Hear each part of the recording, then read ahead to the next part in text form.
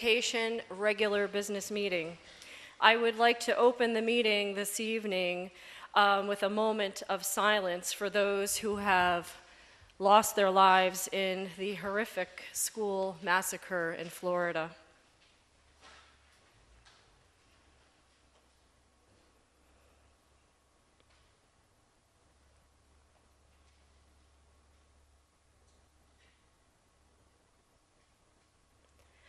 Let us begin with the pledge.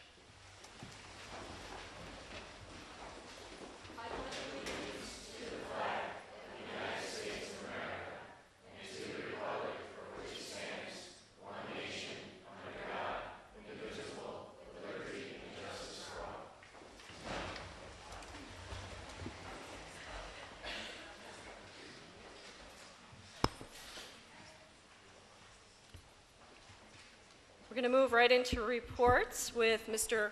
Michael Brooks, our Superintendent of Schools. Good evening, everyone. Thank you very much for coming out tonight.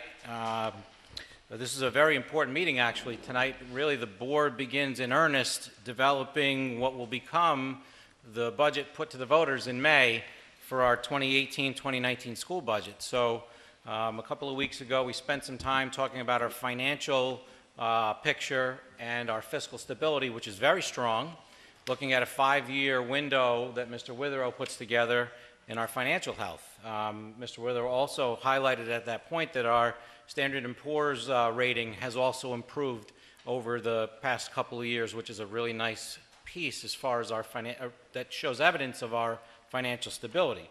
So this Board of Education begins that process in earnest tonight when Mr. Witherow presents our beginning look at where our baseline budget is and where our major cost drivers are and where our tax cap is calculated at.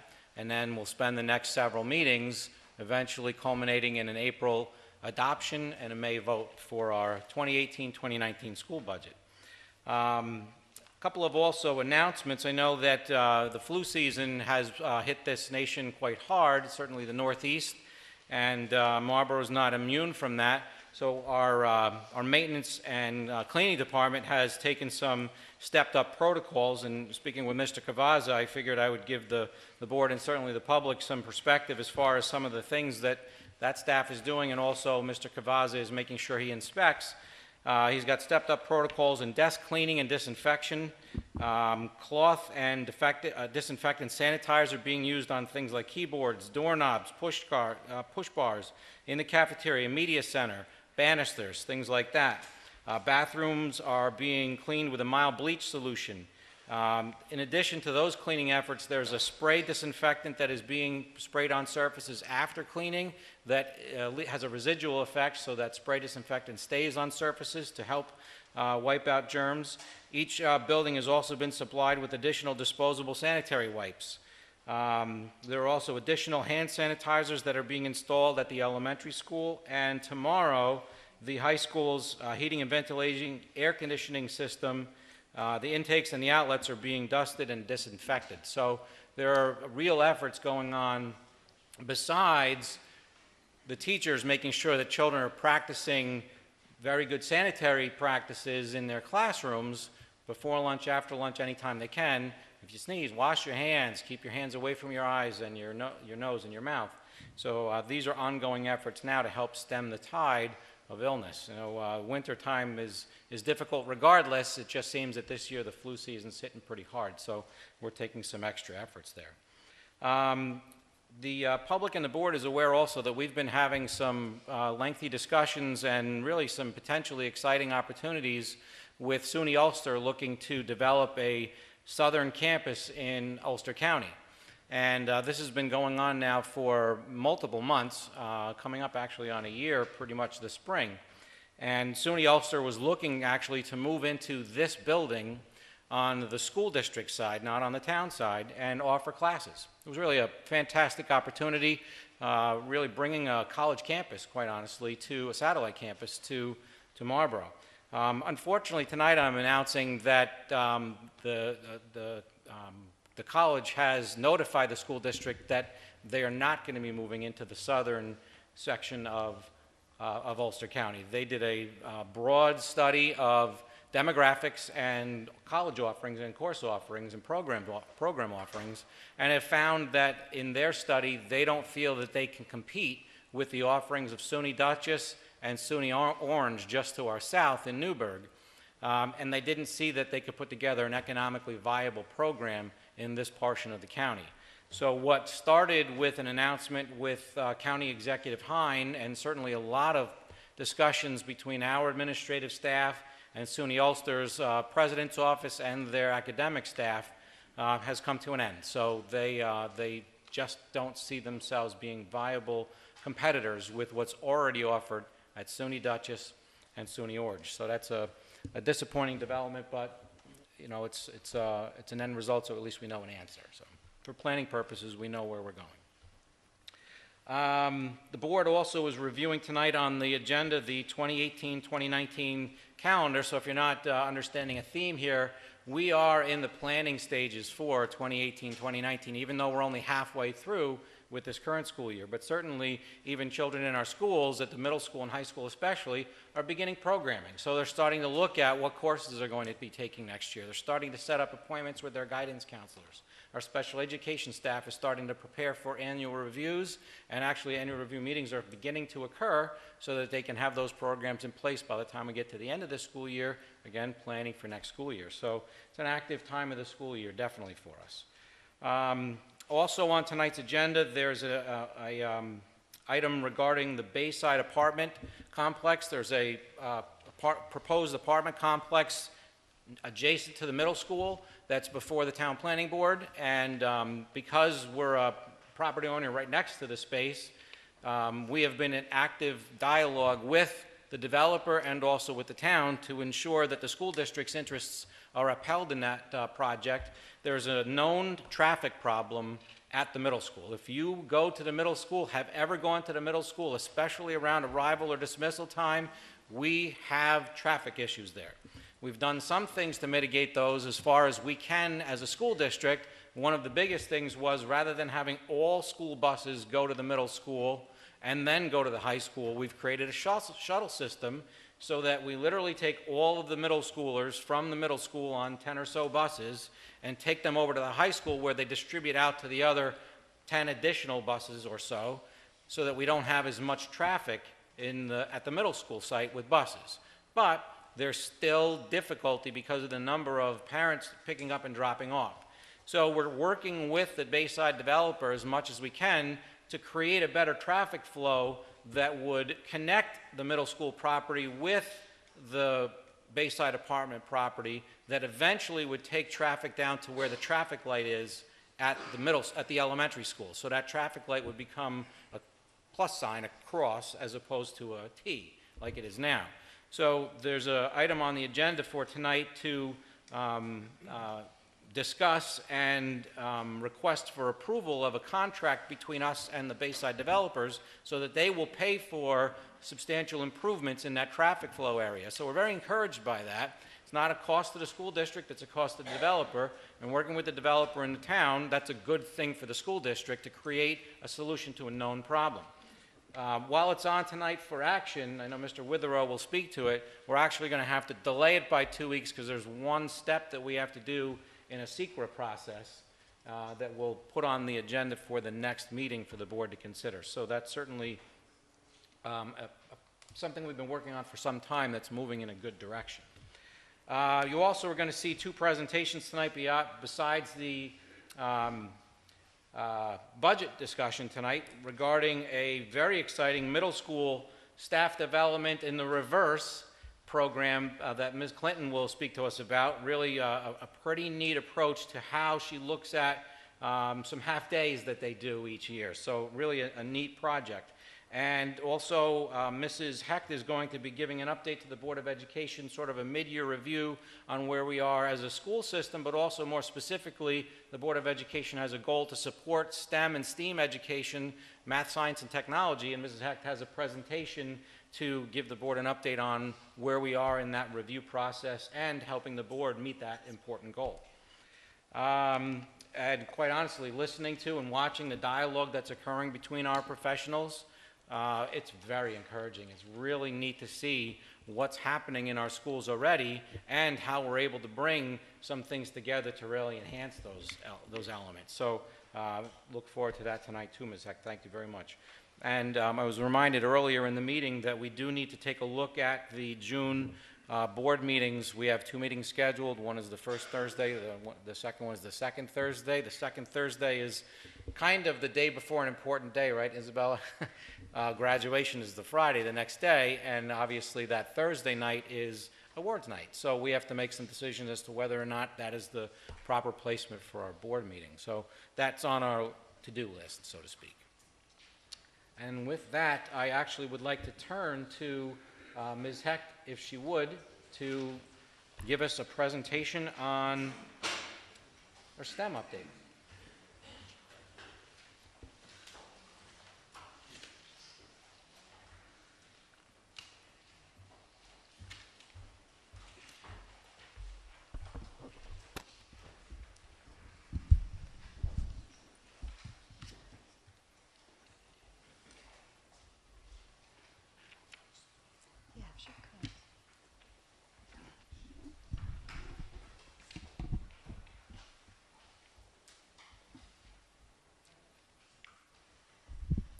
Okay, good evening. Good evening, everyone. So tonight we're going to be sharing a STEM mid-year update and how we're furthering the understanding of the use of STEM technologies in the district and how we're moving forward to help inspire students to obtain the right skills for STEM careers and academic paths. You will see throughout, there is a lot of information here, but I will not be going step by step or reading everything here, but I do have a lot of pictures, and I encourage you to look at the pictures. So pictures are worth 1,000 words, and I think that these are good ones that will explain what we're doing in our classrooms to support STEM. I did want to bring you back to our initial phase, back to 2016, where we did implement a teaming model at 4th and 5th grade, and that was to help us specialize our teachers in ELA, math, science, and social studies. So that is part of this STEM initiative to help strengthen the STEM instruction and help our children learn how to enhance their thinking, their approach of ideas, solving problems, and using the design process. In addition to that, in 2016, we implemented the tech instruction specialist and the ITTAs, who are also supporting the STEM, science, technology, engineering, and mathematics. In addition, we continue in our middle school and our high school with our STEAM classes, our video production, our engineering and robotics classes. To bring you up to date, December 7th and January 25th, we had our initial STEM committee meetings. I believe there's close to 30 people right presently now on those committees working with us. Basically, what we did was review the current K-12 curriculum, and then we looked at future course offerings and experiences for our students. We did that through a lot of conversation and a performance-based activity. We followed up. Snow got in our way. We did have a lot of other meetings scheduled, but we finally got back together on the 24th and the 25th of January, and we actually posted posters around the wall with prompts, and there was maybe 12 to 15 prompts. I just gave you a couple here for you to look at, but some of the topics that we collaborated on, discussed, and shared ideas about. So looking at the new standards and how the engineering is in there, looking at web resources that we're using, sharing those that other people have, repurposing what we're doing, looking at the interdisciplinary connections. Tonight I just signed up for a class on ELA and literacy in the makerspace, which will be happening on March 3rd. So, just trying to keep that thought going. And looking at the prerequisite skills. What is it in STEM that we have to teach at K and bring us all the way up to 12th grade? We also, in February, took all of those ideas and created a Google Doc to share with all the committee members. So that's kind of based on the idea that we don't all have to be in the same room to continue these conversations, something that we're teaching our children as well. We have embarked on a Makerspace program initiative. We have begun at the middle school. A lot has gone into that. We've met, Mr. Picasso set up a blueprint to design meeting. That is a company that talks to us about flexible design. So moving away from the traditional space and using our space more and addressing the student needs through it. We continued those meetings and sharing of that information with administration. We met again February 9th at the middle school, and just some updates. I know that you remember our presentation, the $5,000 grant that we received, just talking about how we are using that money to support that makerspace at the middle school. The collaboration with our tech department, purchasing XYZ printers for that room, looking at iPads. We have a lot of apps there that are interactive, and we need certain technology to support that for our students. We've also scheduled makerspace visits at other districts around us. We've had presentations on curriculum that's already out there, looking at how they develop it. We are looking at flexible spaces outside of the district. We've also begun work in our own room in our makerspace on adapting that. We've also applied for a steel case grant that, boy, it would be wonderful if we got $65,000 for the high school to make flexible spaces there. Fingers crossed. We're working with OU BOCES to develop a 2-week engineering unit, and in-house we're developing curriculum. Moving forward, we are assigning our elementary teachers to Engineering is Elementary. They've already attended a workshop February 7th. Today I was in contact with Pine Bush. They have 2 turnkey teachers that they're willing to share with us so we can do some more in-house training. The 26th will be sending out the K-5 STEM committee to a K-5 practical strategies for enhancing STEM learning in the classroom. So at the elementary school, it's not a specific class, but it's more embedded throughout the classroom. Although we are discussing using a prep period or looking at our rooms and repurposing them also for enhancing STEM. March 2nd, we will again have our 6 through 12 STEM committee meeting. They will begin the development of the STEM skills, actually using the backwards design, so looking at what we want as an outcome and then backing it down. There will be subsequent meetings. We have 6-12 there, but then 6 will meet with 5th, and 5th will meet with 4th, and then 4th will meet with K3, and then we'll all come back together and look at the alignment. We are already planning way ahead to April 25th. We've just secured an integrated robotics and coding class in district for K8. And next November, we're already looking at county-wide engineering and collaboration, so staying in touch and using all the outside resources. Computer-based testing, we've done an awful lot of training, and that would probably take another whole presentation to share with you, and I'd be happy to do that. But tonight I just want to let you know that we have started our conversations in November, and we have continuing right through March, and next week we'll be extending it to parents, where parents will be able, we're going to be sending a connect letter to parents, letting them actually use the practice test and the tools. They can do that without a sign-in or login information, so we'll be sending that soon. Community resources, MES and Marist students have their STEM fall and spring fair. The MMS has attended a Saturday IBM STEM Think It field trip. It was a wonderful field trip with 30-plus students on a Saturday, and it was all day, 8:30 to 4:30. They really worked with scientists and engineering. It was awesome. It really was. Also, IBM, the 2018 Discover Engineering Week is going on now in the high school and the middle school. I also wanted to highlight the Power Up Night, in which we did have a What is a Makerspace and other engineering topics. Some of the professional development that we're doing in-house and creating in-house and offering to our staff is virtual field trips, computer-based testing, Google Classroom, eDoctrina. You do have a draft STEM e-newsletter in front of you tonight. That is a copulation of a lot of pictures and standards that teachers are doing, and I just wanted to give you kind of an overview of K-12. We are working with presenters, Bill Daggett and Alan November. I know you know a great deal about Alan November. We have spoken about him in the past. Bill Daggett actually is new to us, and his focus is what students need in skills and knowledge in the new technical and informational society, so how they will get these skills. So he's going to bring a new insight to us as well. It's exciting. Student Tech Squad, I know you remember we did present regarding their resume building, their applications, their recommendation letters, their interview process. And just to bring you up to date, the middle school has created a Student Tech Squad website. The MES has created a newsletter, and these are students creating the websites, the newsletter, and then at the high school and middle school level, we have a class on March 2nd that the students will actually be becoming Google Certified Level 1. So it's pretty nice. Okay.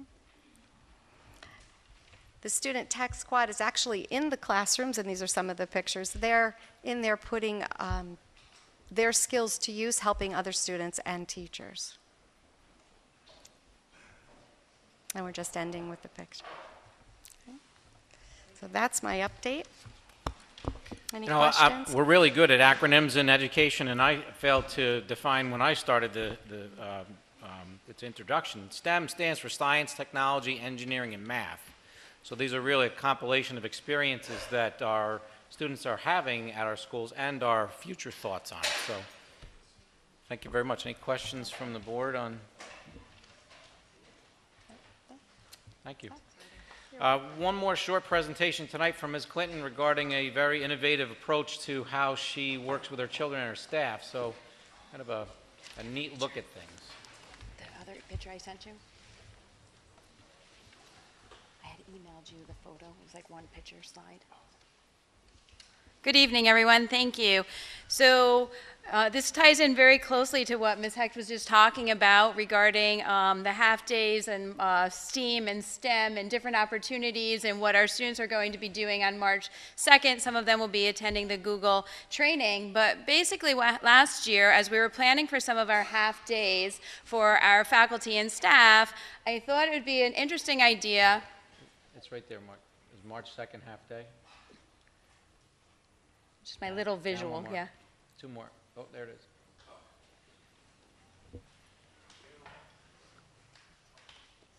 It's a visual from last year from our day. So the idea came about, again, as we were planning for the faculty and the staff, as we put together workshops for them in the afternoons. So I thought, wouldn't it be an interesting idea if we actually gave the students an opportunity to go through some workshops in the morning on the same day? So last year we presented this to the faculty and the staff, and they were very willing to participate. And in fact, Mr. Cantone also came as a community member and participated in our student development workshops instead of our staff development workshops.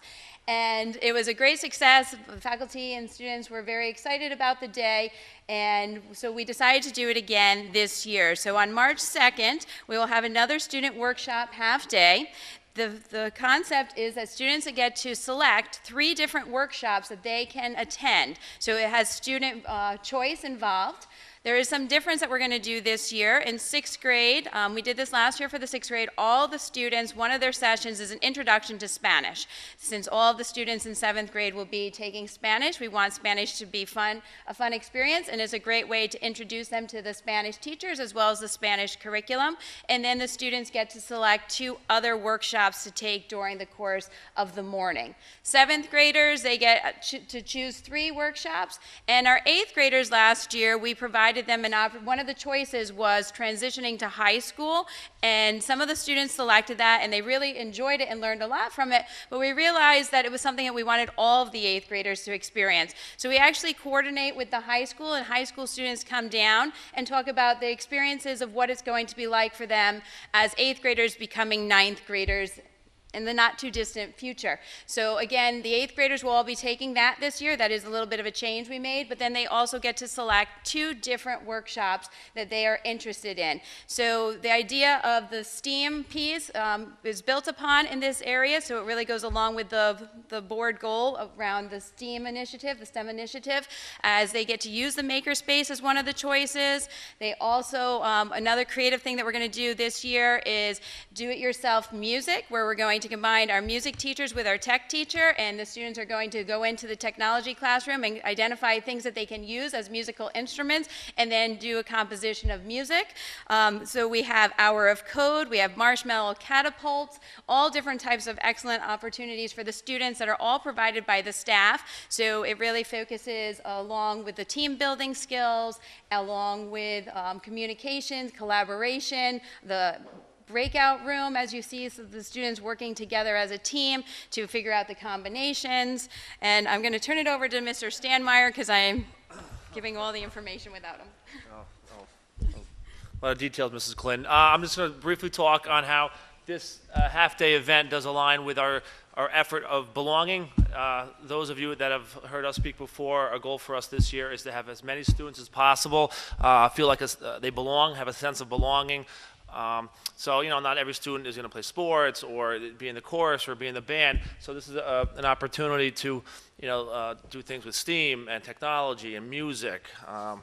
We have fashion industry session. We have yoga, relay writing, silent reading, STEAM challenge. So we want to have every kid in our school find something that they're into, that they're interested in, that they want to maybe in the future participate in and sign up for as they move forward into high school and beyond. So to give them those experiences, enrich them, and just hopefully have those students feel a sense of oneness with the middle school. So it was a great thing last year, and we're hoping for a strong year too. So thank you. I'll just briefly mention the pictures down in the bottom corner here are students doing a recipe makeover, and they are making a recipe healthier or gluten-free, some different options. So different students who may not have the opportunity to get into our home and careers kitchens can sign up for this. You have the STEAM challenge, who could build the tallest towers above it, and teamwork and collaboration there. And then, as I mentioned, the breakout box. So this is just a couple of the pictures of the students working. The mixed grade level, they might get to work with students that they don't necessarily have classes with. They see teachers in different roles and doing some different things. So what they don't realize is that they are learning, because what they do realize is that they're having a lot of fun doing it. But throughout the whole morning, they are really fully engaged. So I'd encourage you, if you want to come stop in that day to see it in action. Mr. Cantone can tell you how fun it was last year and how excited we are to do it again this year. So, any questions? Okay, thank you. Thank you very much. And with that, I have nothing else in my report. To highlight the success of our students, Mr. Brooks will introduce our 4 students of the month. Sure, let's begin with the high school. Mr. Lawler.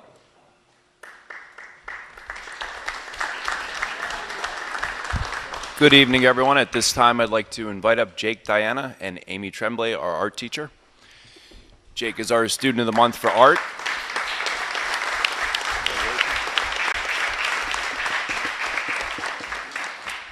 Before I let Ms. Tremblay introduce Jake, I'm just tell everybody he's appearing in Into the Woods in a very big role this spring. He does amazing artwork around our building. He's taking a full college program in our school. Just a student we're extremely proud of, and he's attending the Savannah College of Art and Design next year in the fall. Mrs. Tremblay, take it away. Hello, everybody. Thank you for having us.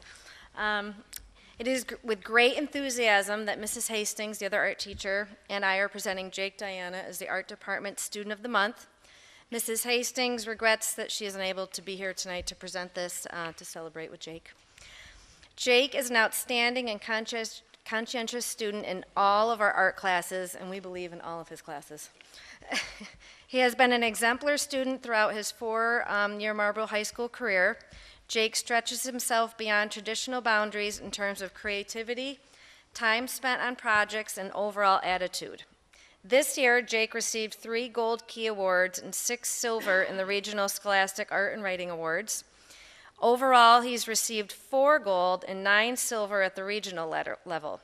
Last year, he also received a gold at the national level. That was a fun day. That means that out of 330,000 submissions, he was one of 2,700 in the entire country. He was honored at an award ceremony at Carnegie Hall in June.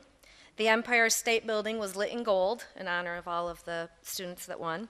And his work was on display at a museum in the city, and celebrities were also at the award ceremony congratulating the students. It was a really wonderful day. It was a great day hanging out with the parents, too. Ever since I've had him his freshman year in studio art, he has always put 100% into every project, whether it be drawing on paper, a photograph, or an image he created in Photoshop. He has his vision and won't settle until he develops it the way he sees it and the way he wants his viewers to see it. He's one of the most dedicated students I have ever had the pleasure of teaching. This is from Mrs. Hastings, who, like I said, couldn't be here, and she's very upset. Jake, in my AP class last year, you showed tremendous courage in using your art to speak out against injustice. This year again, you continue to be an incredible inspiration for the other students and for me. I am so proud of you and so happy that you will be attending a great design school. Your drive and passion for excellence will certainly lead you to great things. From Mrs. Hastings.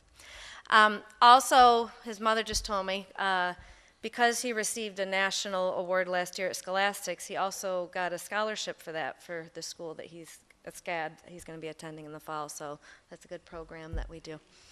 Thank you, Mr. and Mrs. Diana, and truly, me and Mrs. Hastings, I don't know what we're going to do without you next year. It's going to be tough, but we love you.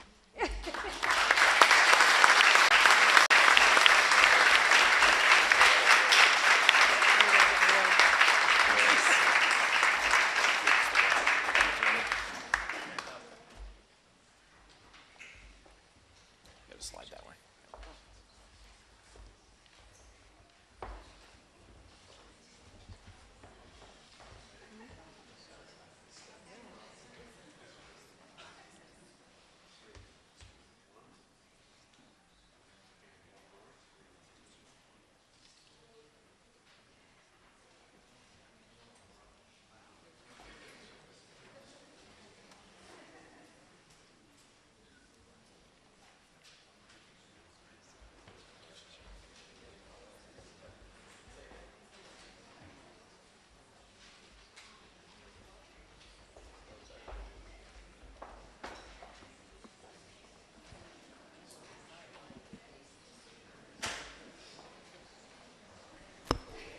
Thank you, Ms. Tremblay and Mr. Waller. Let's go to the middle school for our next presentation.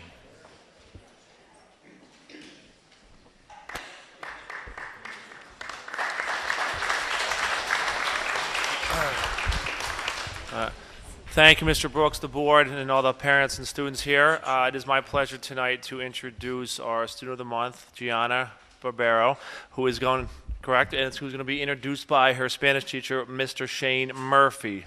Come on up, Shane.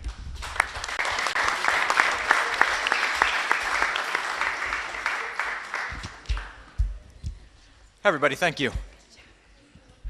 On behalf of the Foreign Language Department, I'm delighted to present Gianna Barbero as the Middle School Student of the Month. I don't know if you remember being in middle school, but it's a socially delicate time, building and maintaining a friend group, and then building and maintaining interests that keep a friend group intact. Since Spanish is a new subject for most students when they begin studying in 7th grade, those who excel are often nonchalant about how quickly they've progressed. They feign disinterest, or they might risk disrupting the established norms of their friend group. I met Gianna and her friend group last year when I was new to Marlboro and she was in my 7th grade homeroom. I didn't have her in class, but I saw her every day in the cafeteria during lunch, and she put up with me asking her questions about the date and the time and the weather in Spanish, things that she was working on in class. And though reserved and occasionally feigning disinterest, I could tell that she had talent. Now she's halfway through 8th grade, and Gianna stands high above her peers in Spanish. But she's so calm and respectful about it that you might not even know it. She has a tremendous memory and attention to detail. Her quiet nature keeps her from bubbling over with ideas, questions, and answers, but I always know that she has them, and most often before everyone else. She works conscientiously, she helps those around her, and with increasing confidence, writes and speaks carefully and effectively. She has loads of potential. Her natural talent, coupled with a keen work ethic, will serve her well in the years to come. She's one of the students who make teaching wholly rewarding, and I hope that she'll continue to challenge herself and that she'll seek out opportunities near and far to use the language. I should tell you, since we're here, she recently did a walking tour of Milton in Spanish, so if you have any questions, you can ask. But thank you for allowing me this opportunity, and thank you to Gianna.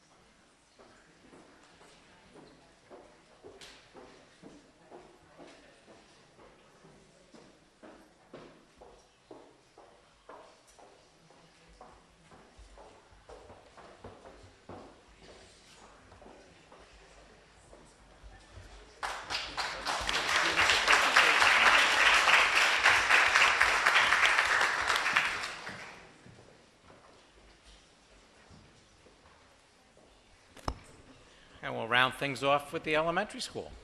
Ms. Walsh?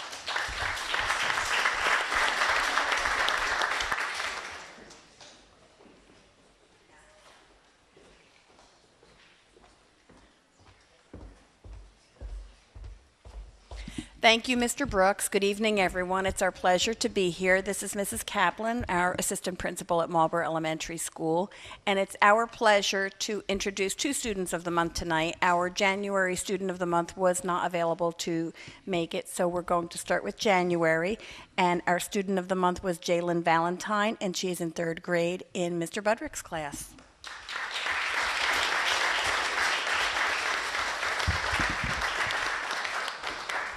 Good evening, everybody. Jalen was nominated for Student of the Month for many reasons, and I'm going to go over a few things with you. When Jalen comes into school in the morning, she consistently starts the day with a good attitude. She usually has a big smile on her face, like she does now. She's one of the first kids to get settled and get started on her morning work. She takes her schoolwork very seriously. She's always trying to reach for a 4. She doesn't just do the minimum. She's always trying to go above and beyond. Jalen, keep up the good work. Your perseverance will do you well in your future schooling. I know you're going places. Jalen is one of the students that I can count on to lead a good example for her peers. She's the kind of kid who always starts and finishes the day with a good attitude. When I first told her classmates that she was nominated for Student of the Month and that she was going to be the Student of the Month for January, none of the kids were surprised. You see, Jalen's not only an excellent student, but she's also very kind and caring towards her peers. She's looked up to by the boys and girls in her class. And she's also very kind to the adults in her life, especially to me. First couple of weeks, I always called her by the wrong name. And she was very understanding of it. And even now, even though it happens a lot less occasionally when I do it, she usually just smiles like she is now. And she's very kind and understanding towards me.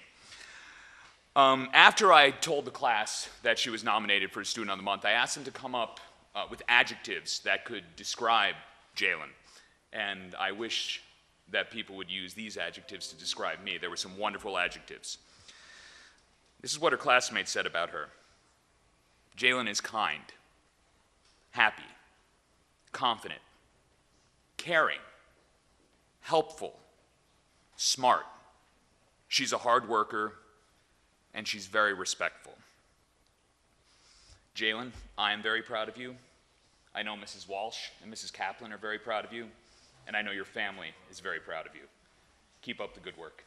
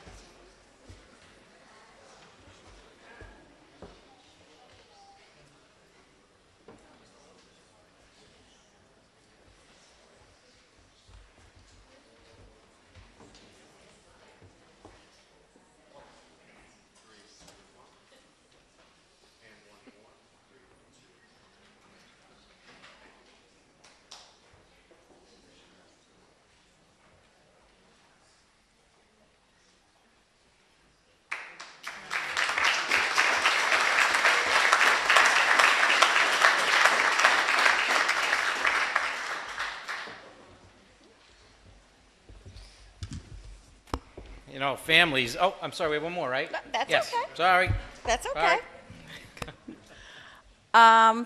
Thank you, Mr. Budrick, and congratulations again, Jalen. We're very proud of you.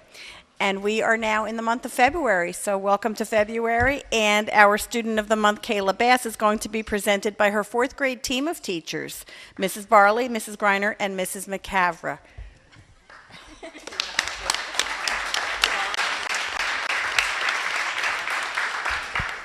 Hi, so I'm Mrs. Barley. I'm her ELA teacher. I just came back to work about a month and a half ago. I was out with my boys on maternity leave, and that feeling of coming back, you have this anxiety. And I walked in the first day, and I was greeted by Kayla and her smile and her positive attitude, and I thought, okay, I can do this. If I have a room full of Kaylas, I'll be all right. She is so pleasant every morning. She is one of the most polite students I've ever had in my class. If I ask her a question, it's always yes, ma'am, no, ma'am, which is something you rarely hear anymore, so it's refreshing. And she is also our moral compass. There's a lot of fourth grade drama, and if there's two sides to the story and Kayla was around, I said, Kayla, what happened? Because she'll always give me the truth. So thank you for, being my breath of fresh air and our honesty in this not so honest world. Good evening. I'm Kayla's math teacher, Mrs. Griner. As Ms. Barley said, you can always count on Kayla to be helpful and supportive of everyone around her. She was chosen here when I had to consider who really stood out. There are a lot of students that fit, the description of what a student of the month is, but it's very hard to be selective in choosing only one. But one of the things that really stands out for me, for Kayla, is she was a really hard worker and has a really strong commitment to her own education. She's self-motivated. She strives to do her best in every learning experience that she has. She expresses a love for learning and a desire for success. We're doing long division right now, which is the nemesis of some of us, but she shouted out, I love this, this is great. When's our next quiz?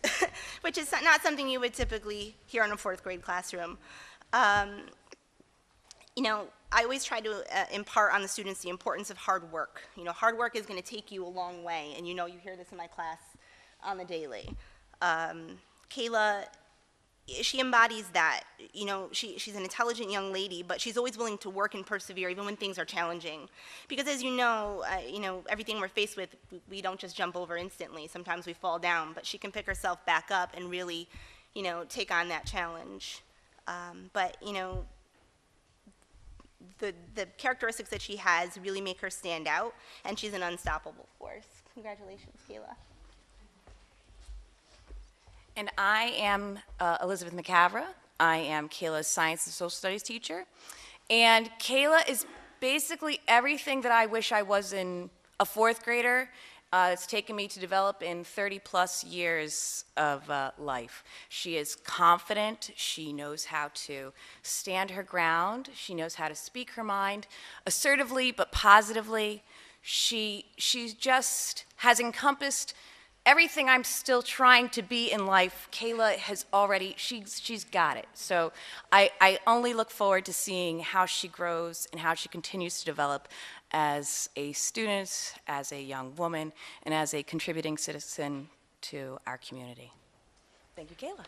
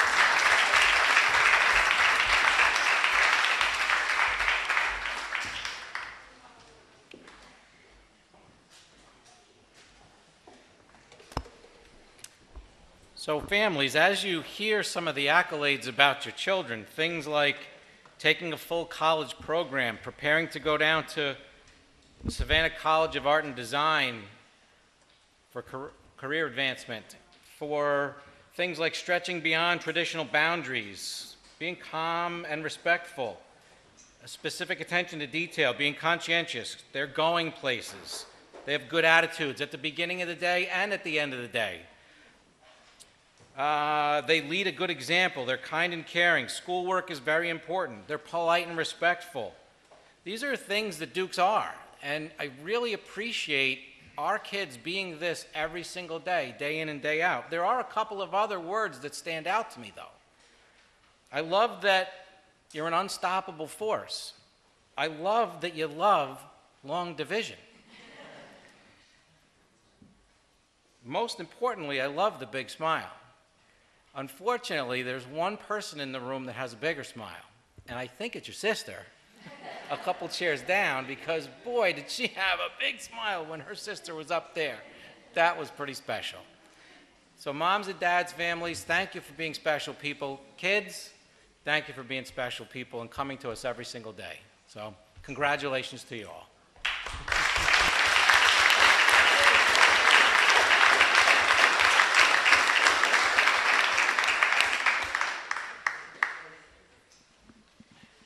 At this time, I would like to introduce Mrs. Celeste Ricardone, but I don't know if I see her.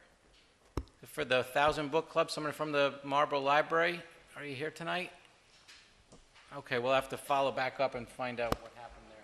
Yep, they were scheduled to come. Okay, so then we're going to move on to our student representative report given by Isabella Martinez.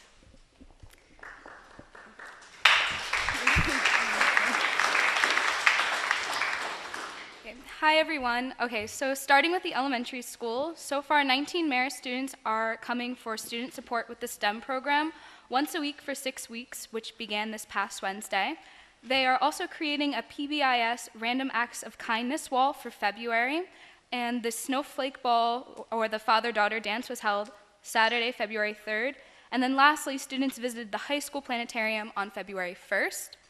Moving on to the middle school, the drama club will be putting on Seussical Junior February 23rd to the 25th.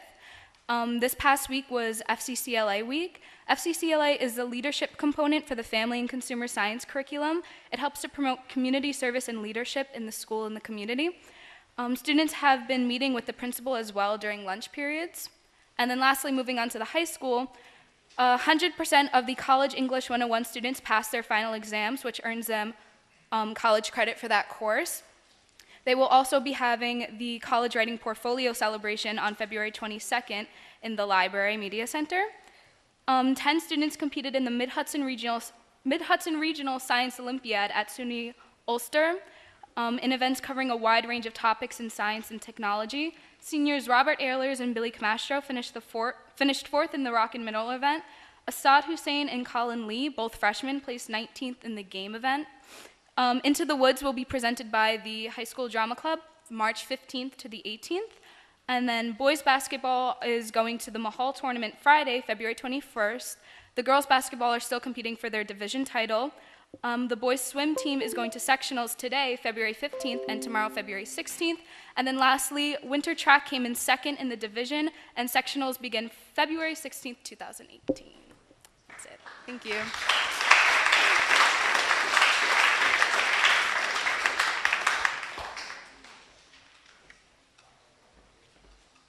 And to complete our reports, Mr. Patrick Witherow will provide a budget presentation.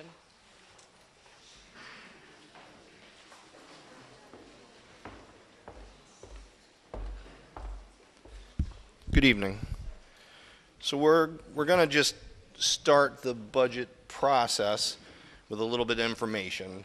The way this typically works is we start with a wide net, and then as time goes on, we get more and more precise, and the numbers become more and more accurate. So the numbers that you see today are pretty much estimates, but they're very much in the ballpark of what we are expecting for the 18-19 school year. So right now it does look like we are going to have growth in our tax levy, which will be the first time in 3 years that that's occurred. Last year was the third consecutive year where our tax levy had been reduced, and that's based on the state mandated tax cap calculation. Typically, you know, we call it a 2% tax cap.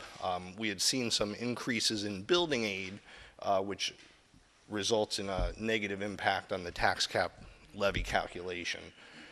So this year, right now, the estimate does look like we're just under $700,000 in growth in the tax levy based on the tax cap calculation. That would be tax cap compliant, and it represents about a 2.05% increase in the levy compared to last year. And I believe last year it was about a 0.11% decrease from the previous year.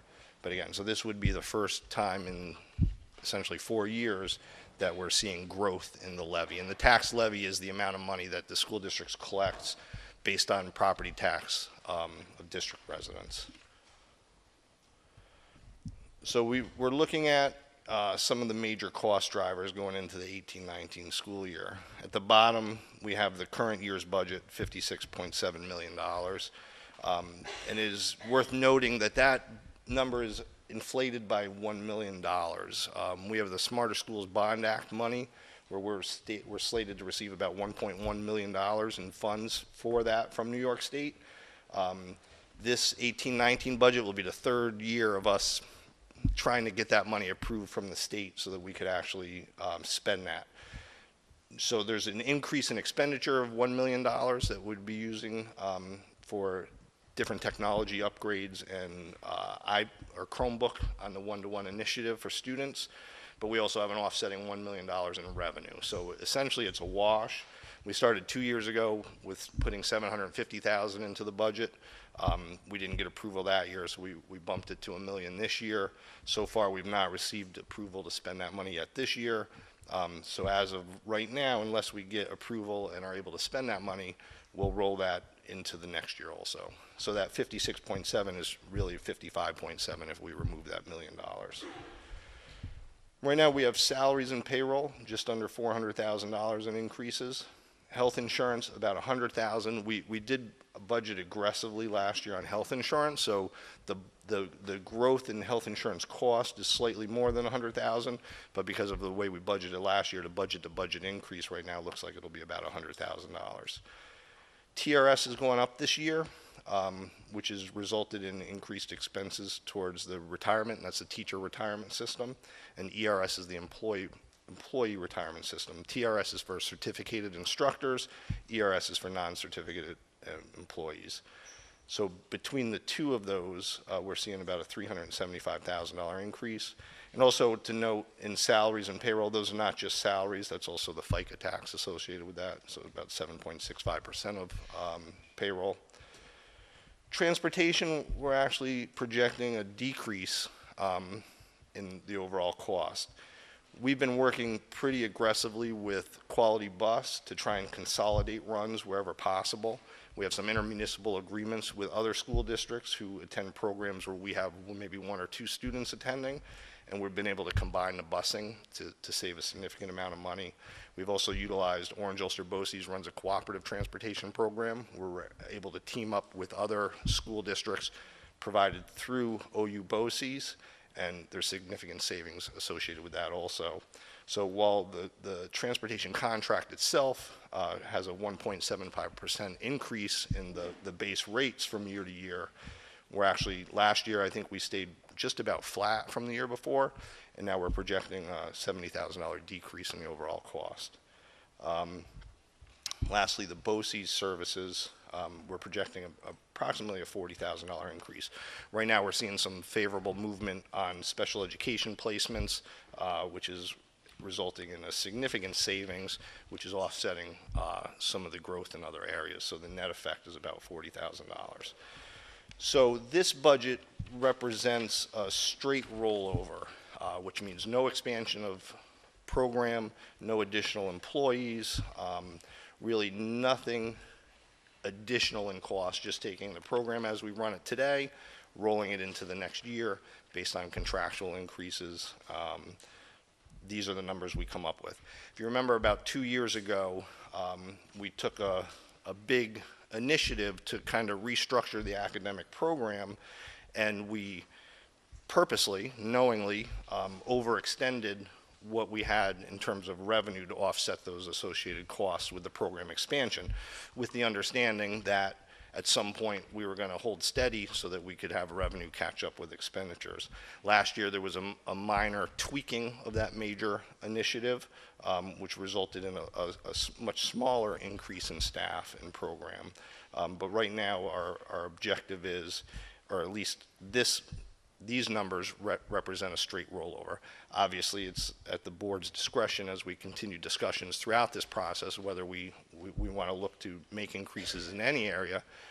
We certainly have that. It's all on the table for possibilities, but these numbers right now reflect a straight rollover from the previous year.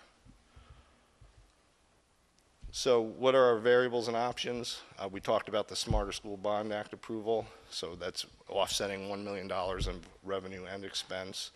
Right now we're going to build that into the next budget unless we get approval prior to the end of the year. We're able to spend that in this year.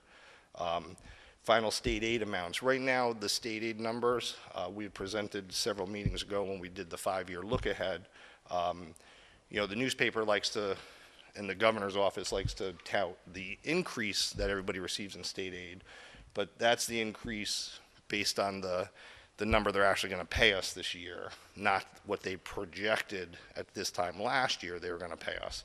So there was a difference there. So from where they were projected last year and what we budgeted based on those projections to what they're projecting this year, we actually see about a $51,000 decrease overall in the state aid payments. So those numbers, though, are subject to change. That's the governor's proposal. So once the legislature gets their proposal and they've had that reconciliation, typically we see a improvement in those numbers when they're finalized. So that's still a variable to see how much aid we're going to be receiving. Retirements and breakage. When we have senior employees retire, they're typically at the top of the salary schedule. Been here a very long time. They're replaced with new employees who start on the lower end of the salary schedule, and that difference in cost is called breakage. So whenever we have retirements, we experience savings in cost, and that's able to offset growth also. So, you know, if we take somebody who's been here 25 years and replace them with a first-year teacher, obviously there's a differential in the salary. And lastly, you know, some of the discussions that we've been having with central and building administrators is, you know, kind of challenging them to look at their existing program, and if they can find ways to, within their existing program, make modifications to address issues going forward. That's something that we always ask people to look at.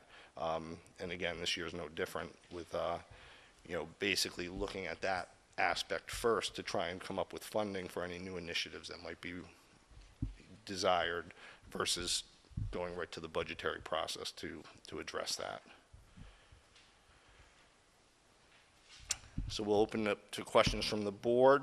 We just want to go over a couple meeting dates. You know, March 1st, we'll have the tax levy finalized. We'll have, the numbers will be, you know, at the state comptroller's office. We'll have reported them, and that'll be our final tax levy for next year. April 19th, we have the budget vote for BOCES and their board election for BOCES. And the 19th will also be the date where we will adopt the 18-19 budget, so that on May 15th, we'll be able to present it to the voters along with the board election. So really, and the vote will occur in this room as it has for the last 2 years. So at this point, I guess I would open it up to questions from the board.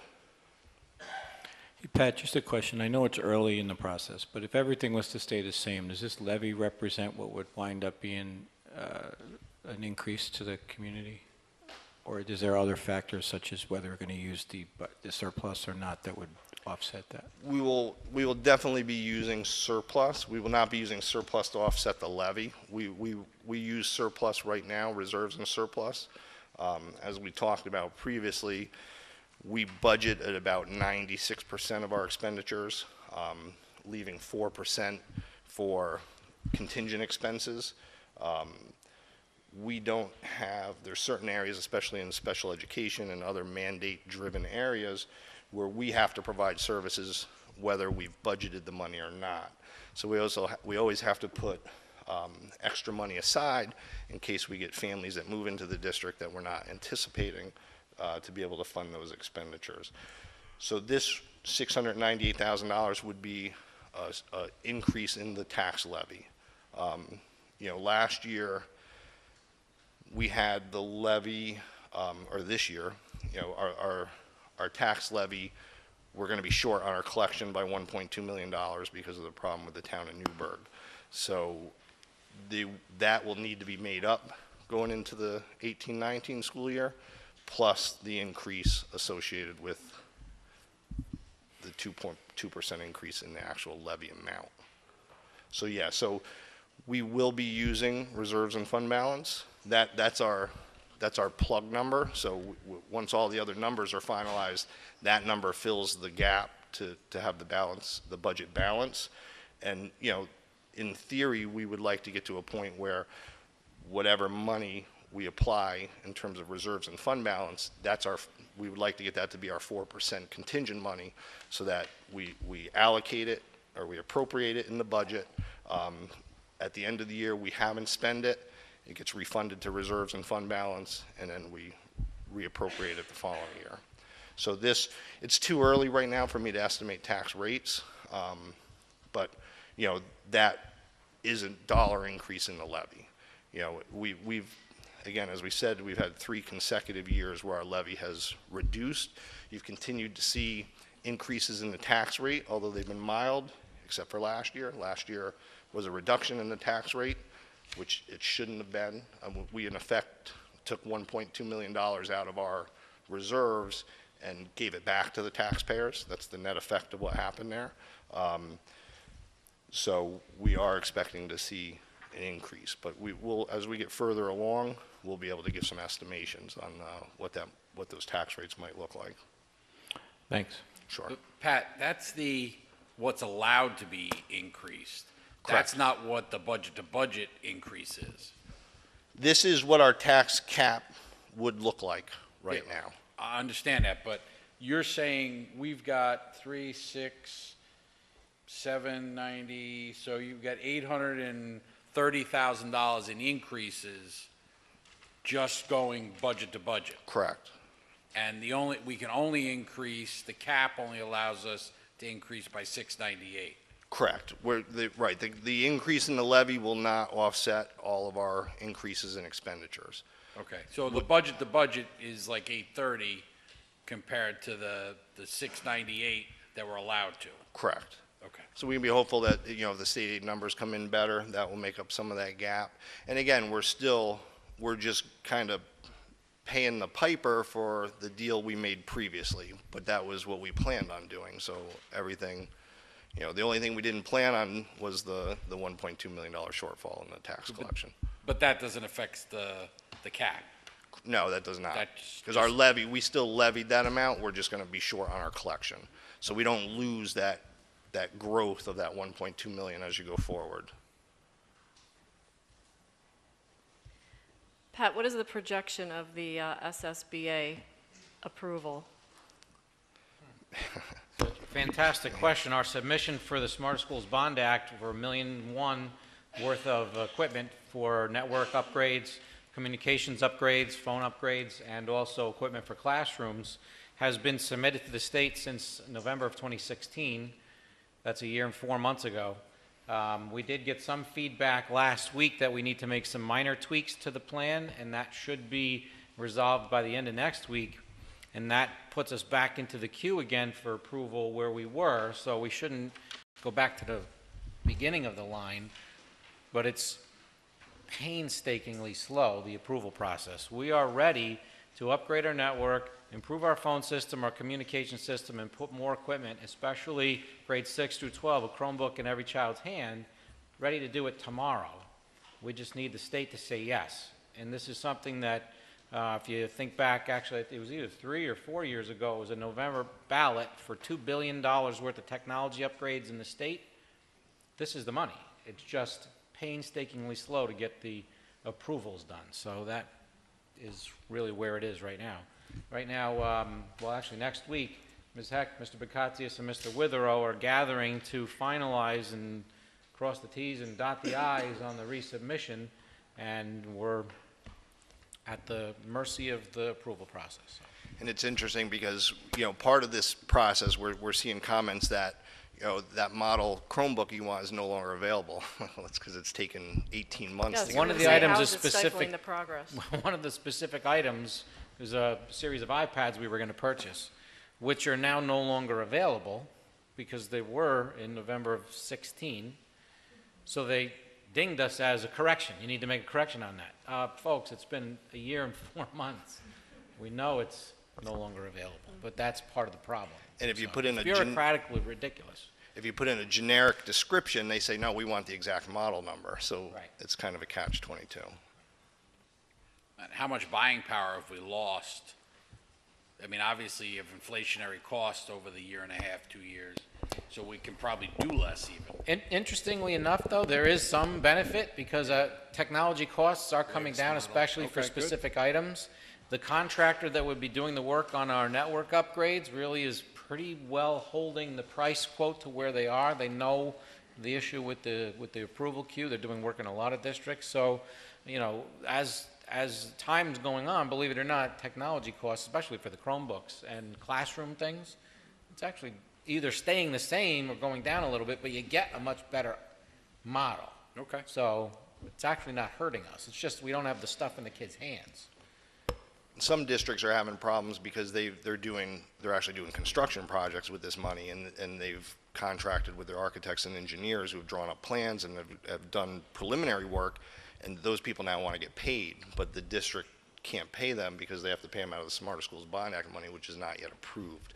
So luckily we're not that bad, but it's pretty frustrating. We've chosen not to do any work preemptively in case there's a problem with it, because if we get into a situation where we won't get reimbursed, that's a real problem. So we're waiting to the true word until the approval is in to begin any level of work. Right. We cannot spend any money before we get that approval, otherwise it will not be reimbursed under that. Right. Any other questions? Obviously, as we progress forward, we're going to get more detailed in the presentation. This is just kind of a, 10-mile-up view of what's going on. Good. All right, thank you. Thank you.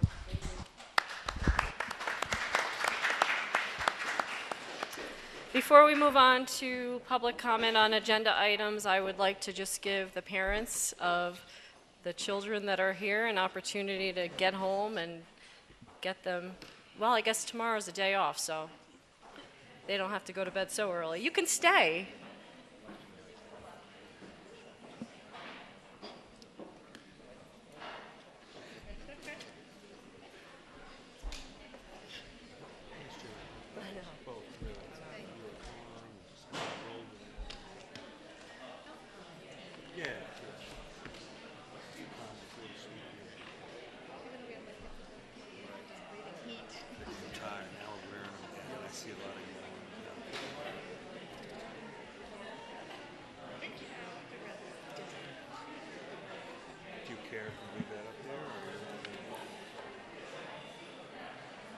Is what it is.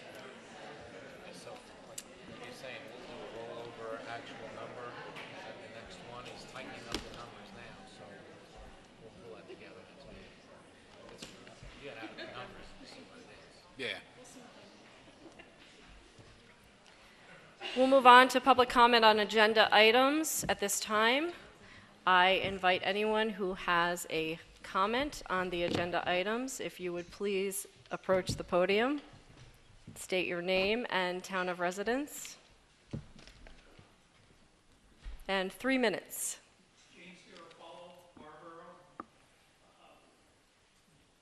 Prior to the construction of the traffic signal at Young Avenue, I was involved in encouraging that design to include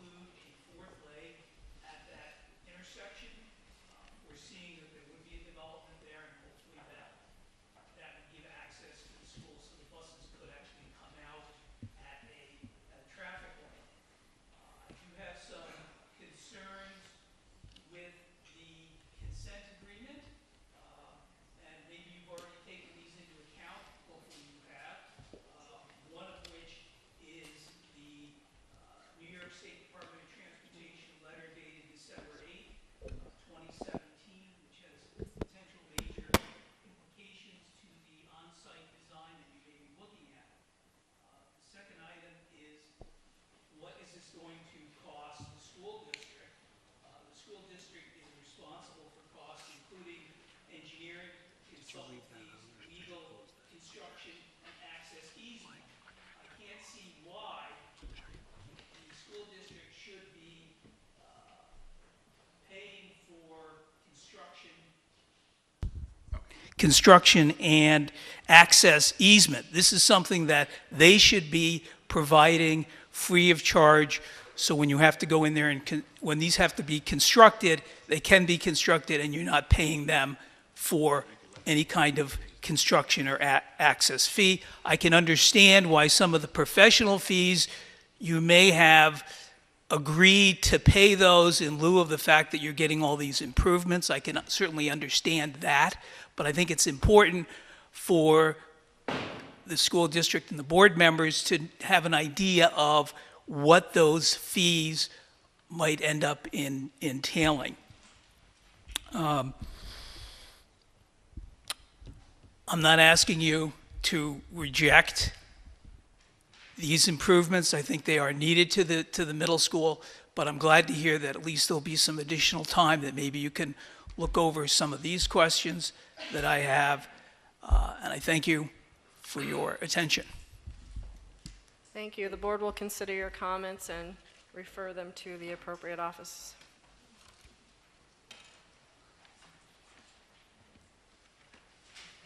Anyone else? Any other public comment on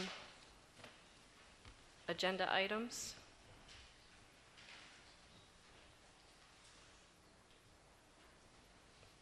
Okay. Moving on to the consent agenda. Resolved that the Board of Education, upon the recommendation of the Superintendent of Schools, approve and authorize the following agreements and contracts as presented. Personnel recommendations for 2018-2019 student calendar, CSE, CPSE reports, claims audit letter and report, Goshen Kingston CSD, health and welfare agreements, food service donation, and financial reports. Can I get a motion to authorize and approve the agreements and contracts as presented? Joanne, second. Russell. Any discussion? I have one. I know we were switching around things, but on E, I'm still a little, because it says creating or increasing positions. Are we increasing the hours on them or adding? So I'm a little, not sure what we're doing on that one. Because I know, we're switching positions to TAs and everything, but underneath E, it says an increase. Well, that's standard language on the agenda item, but there are no increases in hours. It's what they were in their old position is the same hours in their new position. We're just switching titles. There's four of them that are going to 5.5, and there's 7 of them going to 6. Okay. Right, and those Okay. 4 are already 5.5, and the 7 are currently 6.5. So there's just a change of title. It's no change of hours. Thank you. You're welcome. And the continuing versus permanent. That's just the terminology for the types of certifications. It was dependent upon when the certification was issued. So the old style certification was called continuing. Another title in the old style was permanent, and now it's professional. So it just changes over the years. I have a question for Pat. On the school lunch fund profit and loss statement, we talked, I think the last time we saw this in the meeting, we might change the views a little bit or something. Is this anything different, or is this the same format we've been using? You remember that conversation?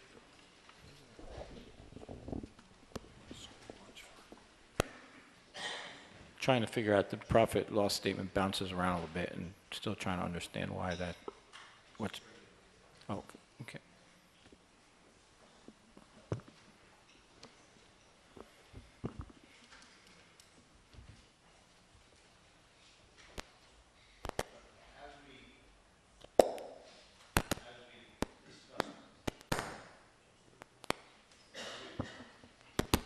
As we dis-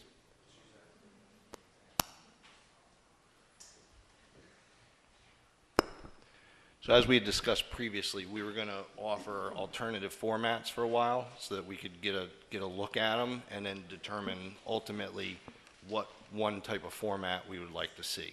So we could put an item on the agenda, or we could have the audit committee address looking at these. We wanted to present them to you in a number of ways for a couple months, and then we'll come to a determination of which report format you would like to see regularly given. So this is what we've been seeing all along, or this is another option that you bring? No, these are three different statements of the same information.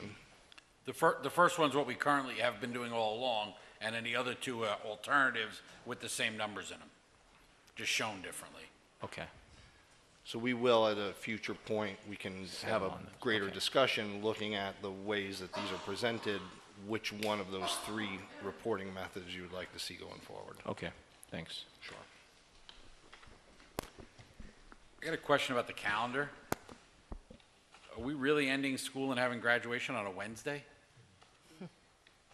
That's a fantastic question. The way that the state developed the assessment and Regents calendar for next year does push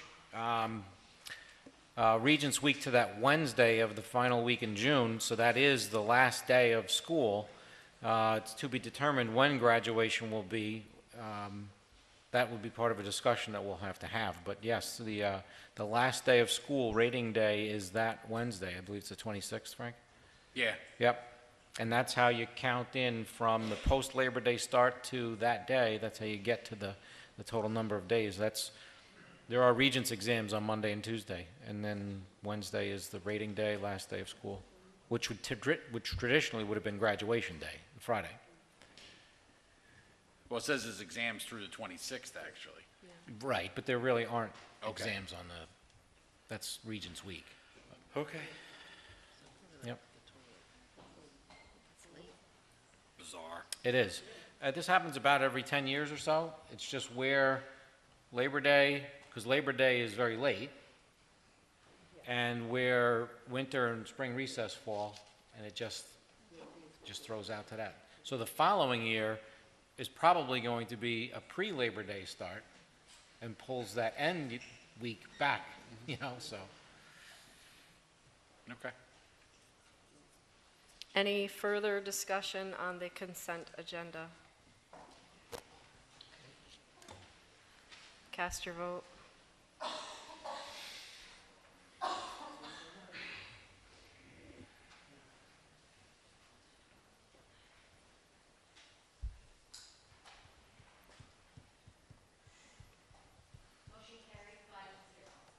The motion has been carried 5-0.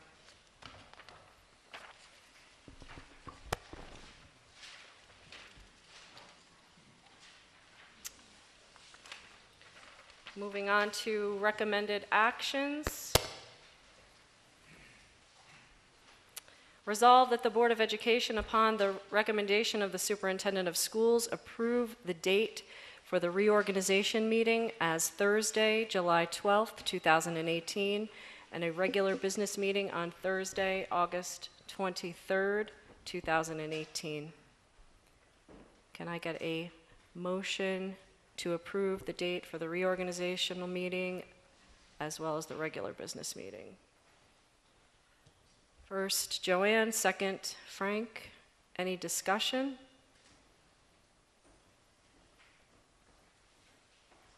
Cast your vote.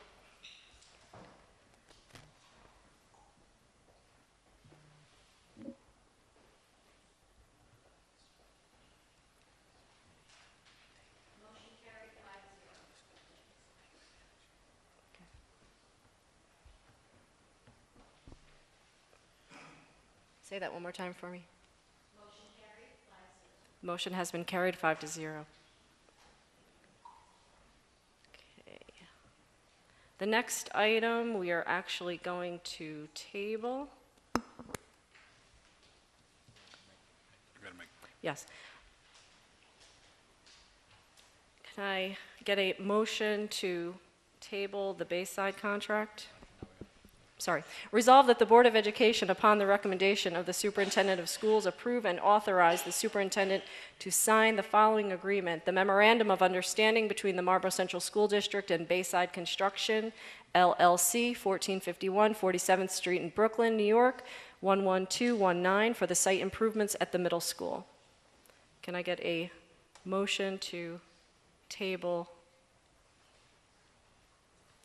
I'm sorry. Can I get a motion to approve? Sorry. John, second? Joanne? Okay, discussion. Yeah, Pat's got some information for you to give you, to bring you up to speed on where we are with that contract. Right, so we did get notification today from the attorney that we have to handle the SEQRA process prior to approving the MOU. But the developer, was eager to have the MOU approved. So what they did say is we can discuss the proposals tonight. We could come to an informal agreement of which option we were going to want to take, and then we will have formal approval of that at the next board meeting after we address the SEQRA issue. So I think it would be worth it to talk about the two proposals. We could answer any questions that may arise, maybe come to an agreement of what a recommendation would be going into the next meeting, so that we can give feedback to the developer and the engineers to let them know that, although we weren't able to get it approved, we did have discussion and we've come to an agreement, and that it will be approved at the next board meeting. Pat, why don't you walk the board through Proposal 1 and Proposal 2? Sure. We have it on our screens. You can kind of read through it. And Do we have it references documents, drawings, but they're not in in anything that's submitted. right, we don't have them here. We can certainly bring them for the next meeting. We can actually scan them and get them up for you folks. So we'll get that.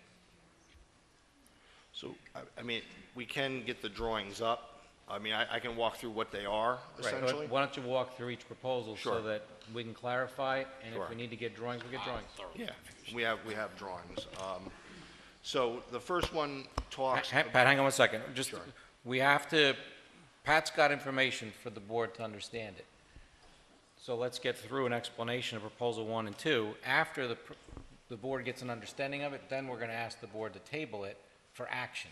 But it's important that we get the information out to you now on what these two options mean, and it gives you 2 weeks also to think about it, about what we want to do with this for the next meeting. Okay? So there's basically the two proposals. Proposal 1 addresses the parking improvements.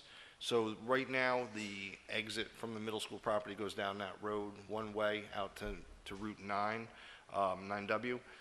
Their proposal is to expand the pavement on both sides of that roadway so that we would have additional parking spaces on both sides going down the hill. So you'd have a thoroughfare in the middle with parking on the left and the right down the hill. So that would be mostly for event-type parking where, there's limited parking space in the middle school. That provides additional parking spaces throughout that road. Also on that first proposal, there's expansion of parking areas right up against the building prior to getting down to that road. They're all marked, and we can get drawings. I can email drawings out to you tomorrow, and then you'll be able to see what. Yeah, we'll work on a package for the board for the next meeting so that you have the drawings. For some reason, I thought that they were attached, but without the visual, it's go ahead, Ben. Okay. So basically, the question and what the contractor has said, or the developer, they had a final environmental impact study that they had presented to us and asked for comment. We then talked with our attorneys to have them to review the document and provide comment. The comment was pretty extensive. They want to basically just kind of be more succinct in defining what the work was. Our concern was that we didn't really, although it appeared on the drawings, the improvements, we didn't see the actual verbiage in the final environmental impact study to specifically call out the improvements that were going to be done. So we had a meeting with the developer and the town of Marlborough and basically came to this agreement where they will just explicitly list out the improvements that they're going to provide to us. We can either accept that they will do those improvements, we can reject the improvements, or they were willing to price out the cost of this specifically, providing the additional parking and the striping in the parking lot. They would bid, put that out to bid, get 3 bids, take the lowest dollar amount, and then make a donation to the district in that dollar amount. So those were basically the 3 options on proposal 1, which is the expansion of parking and some restriping of the parking lot. So, because we're going to need the visuals, and it says attachment 1, attachment 2, but they're not attached. Our error, apologize. We'll make sure we have that put together for the next meeting, so there's a full presentation on it. Pat will put together maps, so we can get the maps up on the screen, and then we can talk about it from verbiage and also the visual. So at the request at this point would ask the board to table this matter, which we needed to anyway, for the next meeting.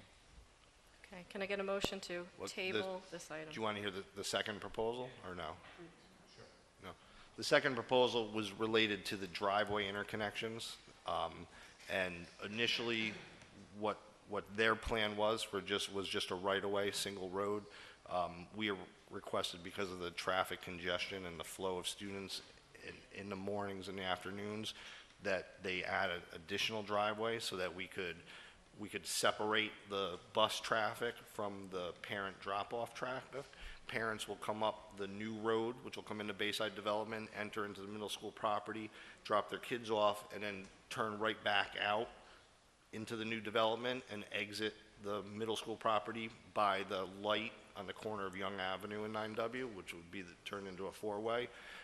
Buses would come in off of Birdsall Avenue, drop students off, and then they would proceed to exit either through that main road or down through the one-way road, essentially allowing the buses to drop off at the front of the entrance at the middle school where all the students go in now, and the parents would be dropping off on the side of the building so that we wouldn't have, what happens now is parents drop off behind the buses, so the students are unloading, and then as the buses start to pull out, we have children walking up between the buses, and that creates a hazardous situation. So their 2 options on proposal number 2 is to proceed with the design plan as it is with the 2 separate driveways, one a 2-way and one a 1-way, or for us to not accept that proposed change, at which point they would just have a single driveway as per their right-of-way.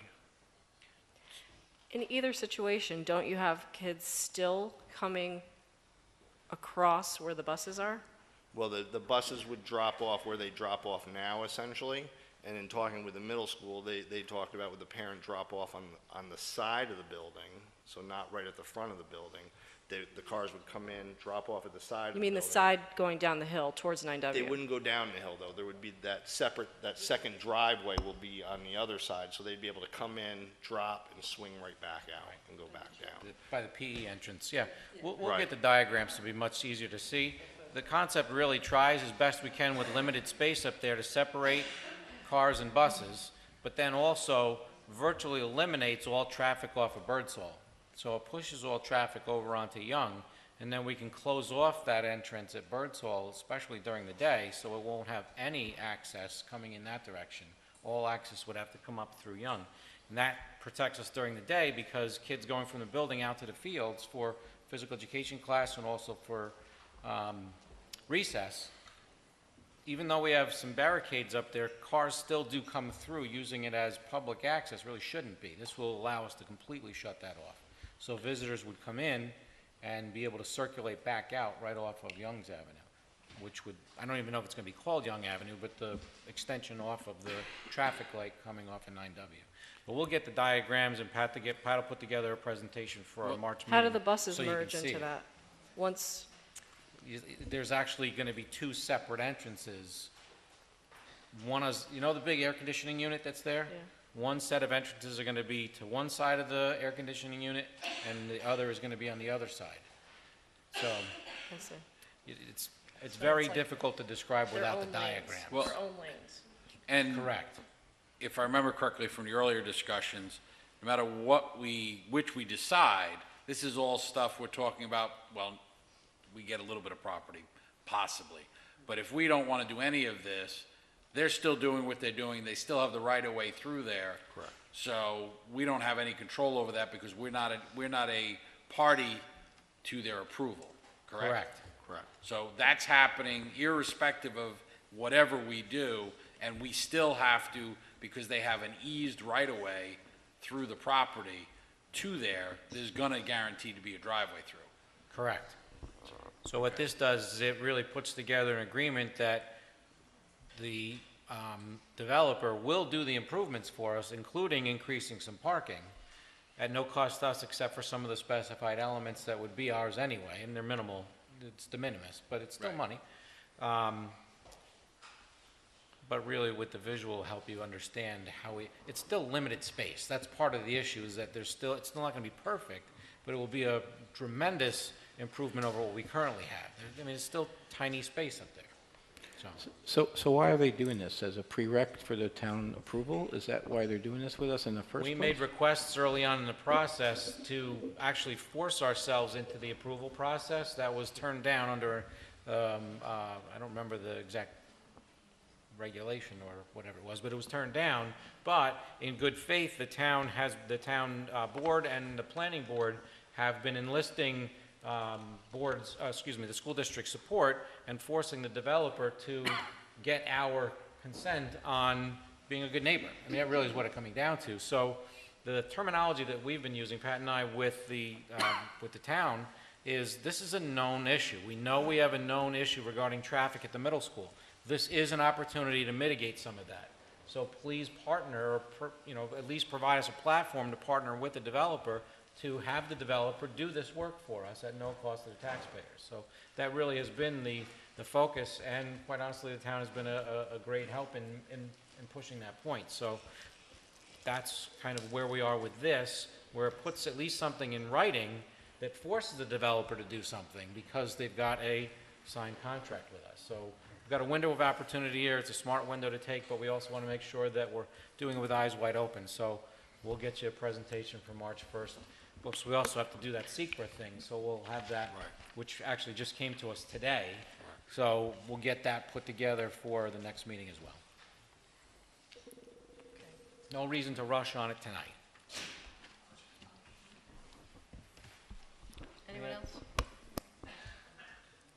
Any further discussion? Okay, I'll say it again. Can I get a motion to table this item? Frank, second. Joanne, all in favor? Any- But not, Yeah, you're not voting on that. don't vote on this one. Any opposed?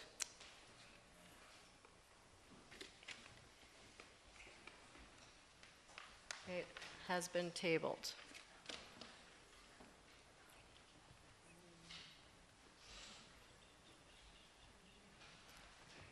Moving on to old business. Does the board have any old business that they would like to discuss?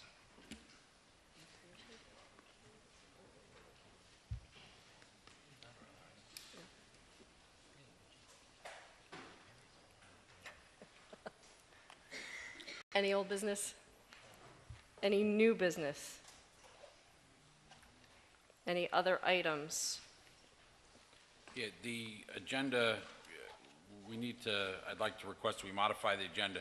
There's nothing on here for an executive session for personnel matters that was on our original one. We do not have an executive session scheduled. We had one on the one that was sent to us originally. On the draft?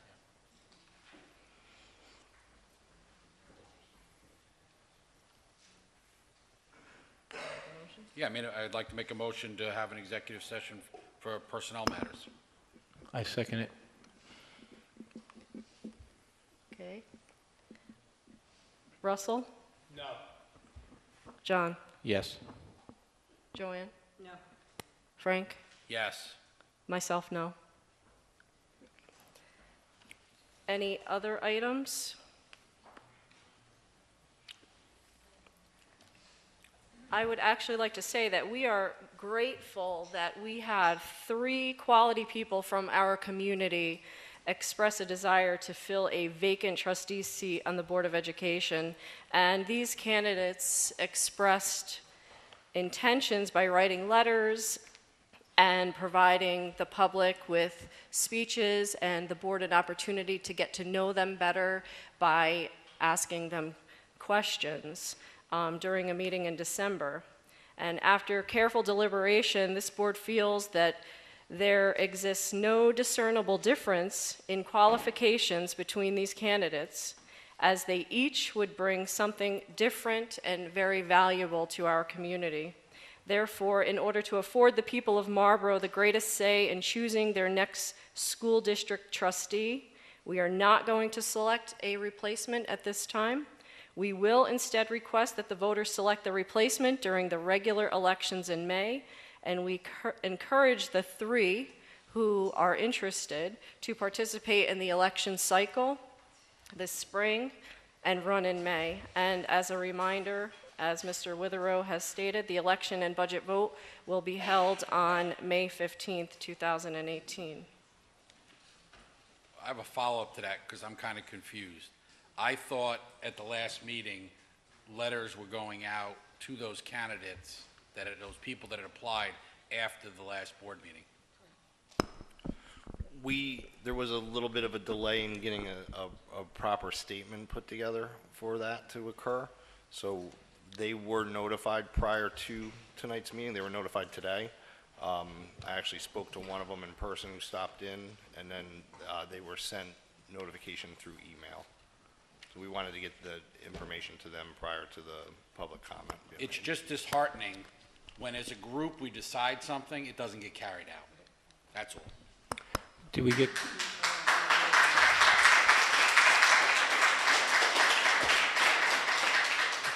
hey Pat, did we get confirmation on the email recipients, or that they received the emails? The 2 that you didn't speak to? I can find out. I didn't put read receipts on them. Okay, so we don't know for sure whether. But they were sent to the same email addresses that I've been communicating with them previously. So they could be hearing it from somebody other than us, potentially here. If they don't check their One email. of the people approached me tonight, basically disappointed because they still hadn't heard anything. And I felt like an idiot because I really believed after the last board meeting, they were going to be notified. And, There was a delay in getting the statement put together. I mean, that's all I can say.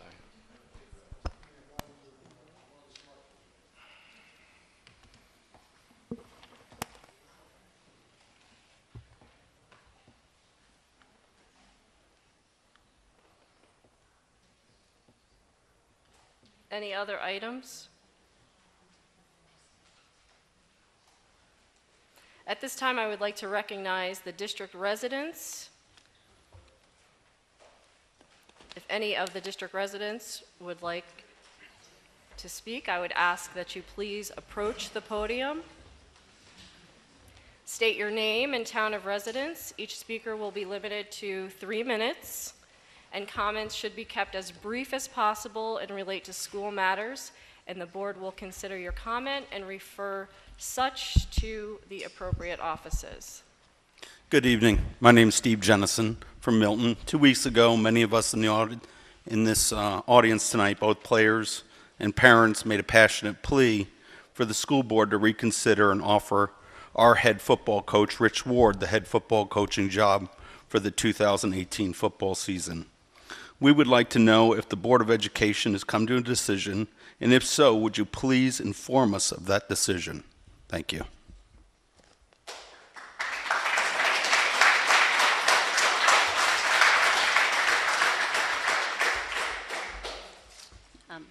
I'm Catherine Ciriello from Marlborough, and I too am following up on Coach Rich Ward. It is my understanding that there was a meeting very late on Friday afternoon, and Coach was presented with a contract.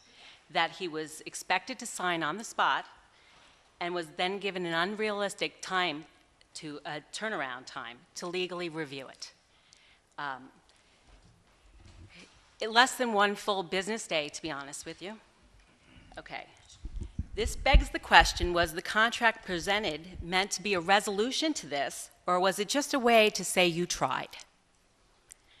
Mr. Ward has since submitted his questions and concerns that arose from his legal review of this contract to the superintendent and the board, again, in an effort to maintain the transparency that is in your mission statement.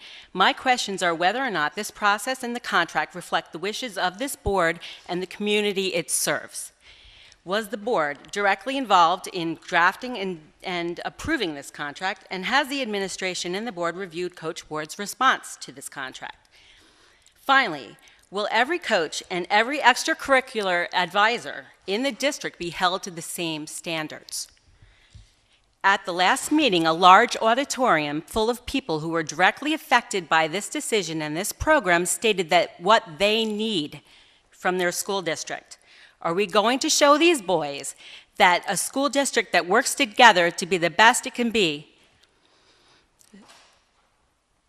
and come to a positive outcome to the situation, or are we going to show them that pretending to do the right thing is just as good as doing the right thing, that their voices don't matter, and that we only work together as a team on the football field? To some, this may seem like it's just football. To me and to the families and the people involved in this program, it is infinitely more. I am graciously asking for the board to sit down with Coach, go over the contract, discuss concerns, and work together as a team to come to a good resolution to this. The boys deserve it. This team deserves it, this program deserves it, and this school district deserves that.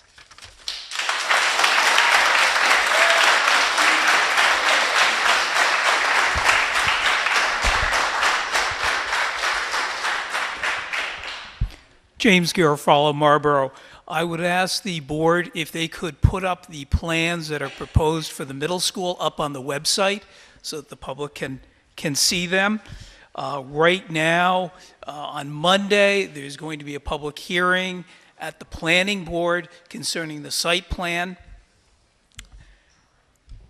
I want to thank the school district for doing a good job this year, plowing the roads, taking care of their sidewalks. Unfortunately, the property across the street where Bayside is, they don't clear their sidewalks. And I think it's very important for the school district to make the planning board aware that it's very important to the school district to make sure that those sidewalks and the road leading up to the school are properly maintained during periods when it snows or there are other bad weather conditions.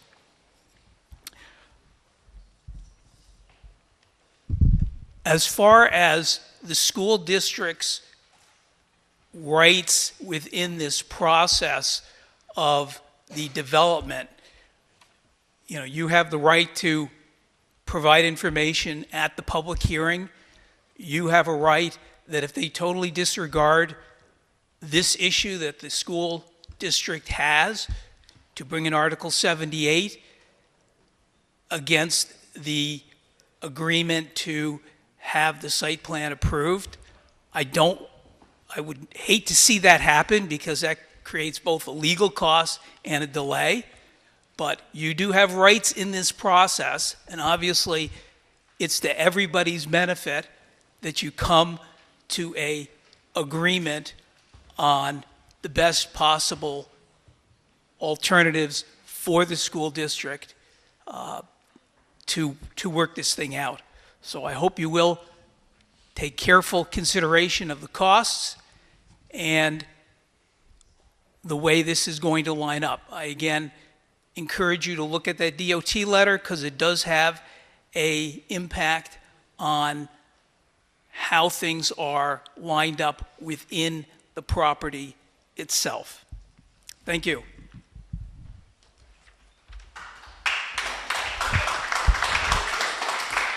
Good evening. My name is Kristen Jackson. I'm a concerned parent and community member. I'm concerned about the reinstatement of Coach Rich Ward.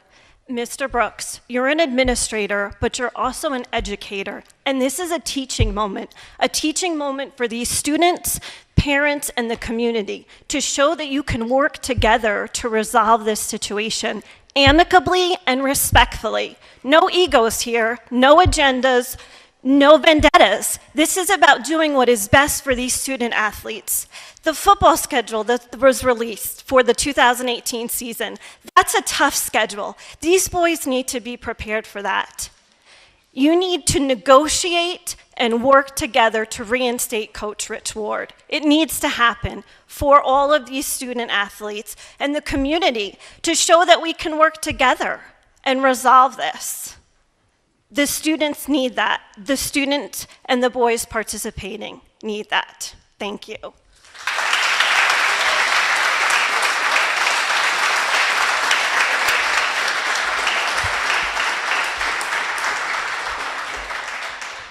Todd Diorio.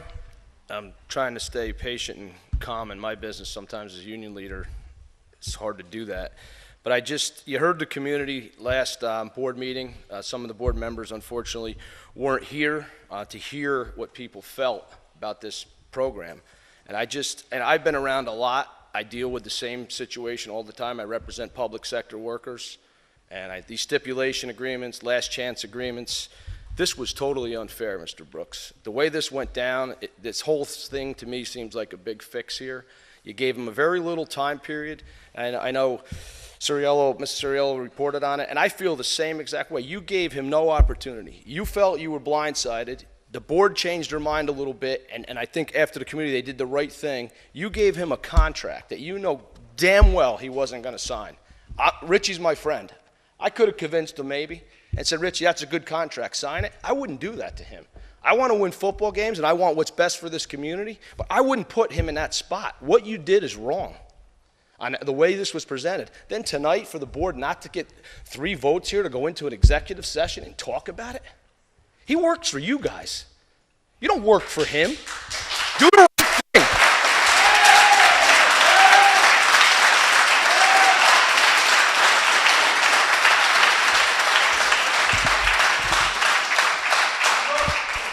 Tracy Tambore, Marlboro. I am so disheartened by the decision of this board to not represent the community. You were elected by the members of this community to do what's best for the students of this district, to create policy for the students to follow.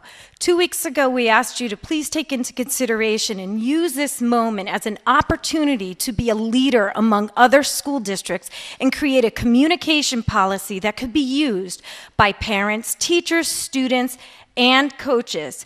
I don't believe that's happening. Instead, I agree with Todd. I think this has been a vendetta. I think this has been a setup. And I am so upset that this is the way this board would behave. You have students that are asking you to do the right thing. And instead, there's personal beliefs and personal feelings that are playing in this game. How do you do that to these students, the same students that did not have modified sports, didn't play modified football because we couldn't fundraise, but we did fundraise for basketball? How do you do that? And you still want our vote for a budget? You want our faith as a community? I am so disappointed and disheartened that you wouldn't even take the time to go into executive session to discuss it. Listen to the students and the taxpayers.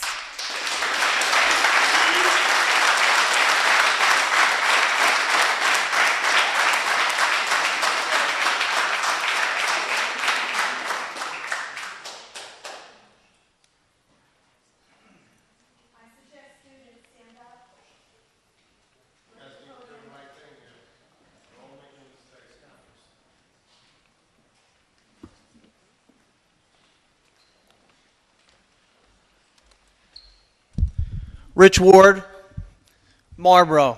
If you don't want to go into executive session, how about we do it right here in front of everybody? Let's negotiate. Is that legal? I was told that you were unwilling to do it. Then I was told that you were unable to do it. Maybe it's a miss of terms. Do you want to do it now? We can do it now. Stay right here.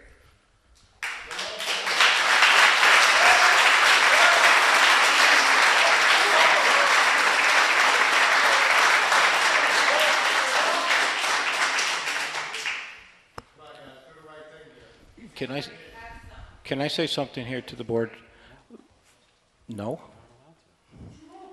Well, wait. We, as a board, can converse amongst each other. I would like, Mr. Ward and many of the community members have asked multiple times for us to meet in executive session, a board and a superintendent together. And we cannot do that.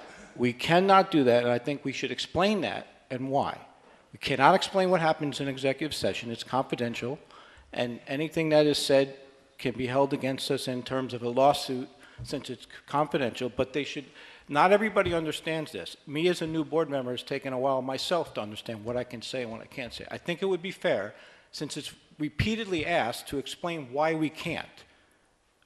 Do you agree? Why we can't what? Why we can't?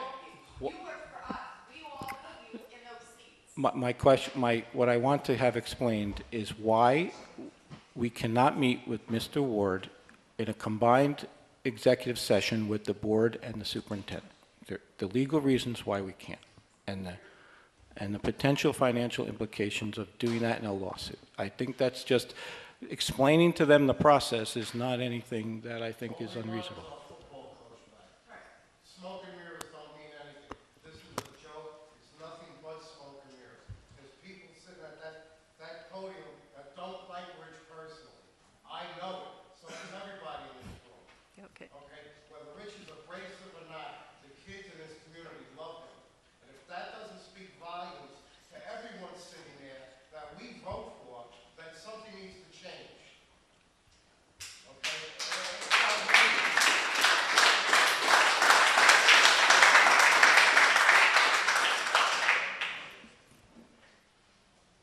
Any further public content or public, any further?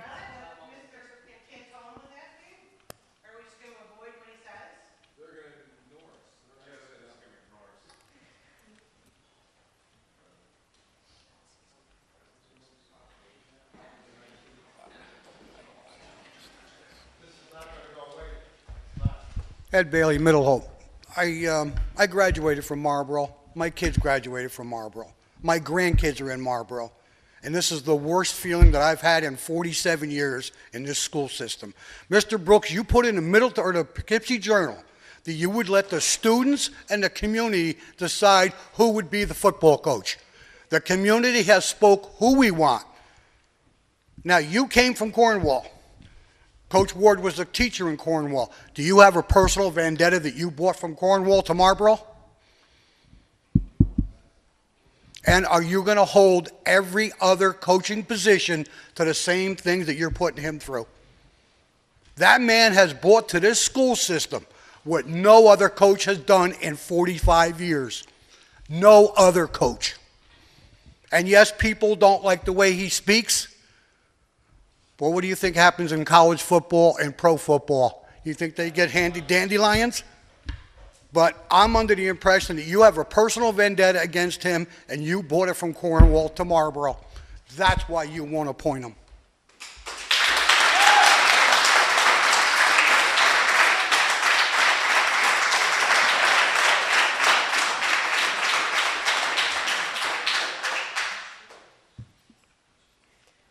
The board will consider everyone's comments and refer them to the appropriate offices and departments. Who is the appropriate office? You guys are like a computer. We just want answers. Talk back like a human. Come on. What about what Mr. Cantone was asking you to address with us? You're just not going to address it at all? Not in any way, shape, or form? We're not asking you to say anything that we're not allowed to.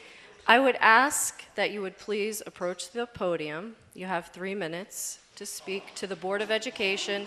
This is the Board of Education's meeting.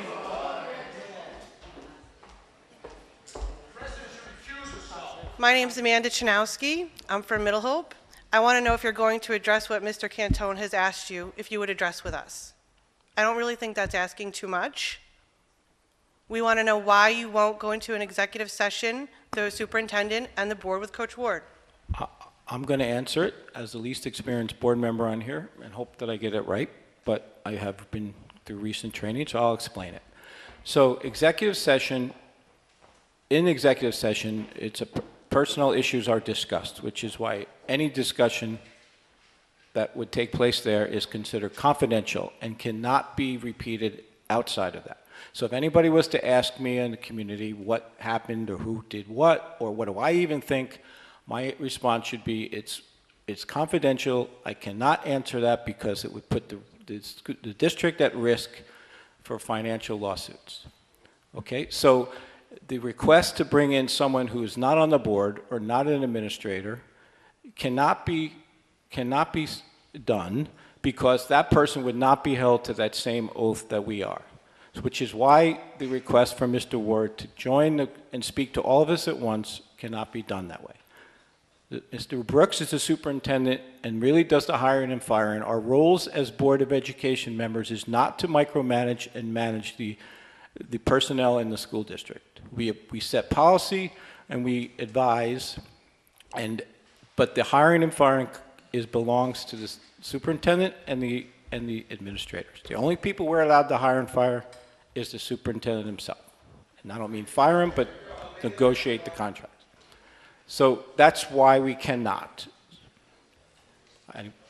That's the best I can do for an explanation. Well, then we have to remember that as we go forward. Because if I remember correctly, we invited you in to executive sessions prior to being a board member. So As an elected board member, that's correct, they did.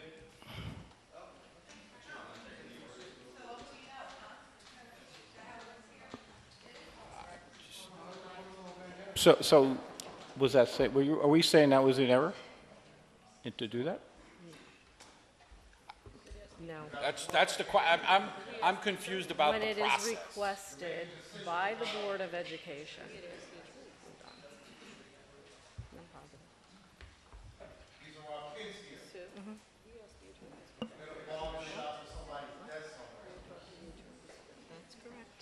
That's correct. If anyone has any further comments, I would ask, please, that you come to the podium. Hello, my name is Ryan McDonald, and I'm a freshman in Marlboro High School. I spoke about 2 weeks ago at the last board meeting, and I would like to share a topic that Coach Ward teaches us, perseverance.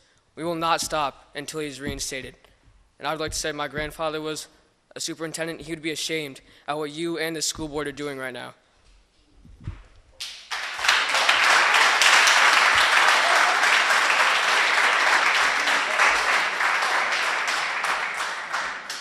Hello, my name is Emily Borchert, and I'm a junior at Marlboro High School, and I have the honor to call Rich Ward my uncle.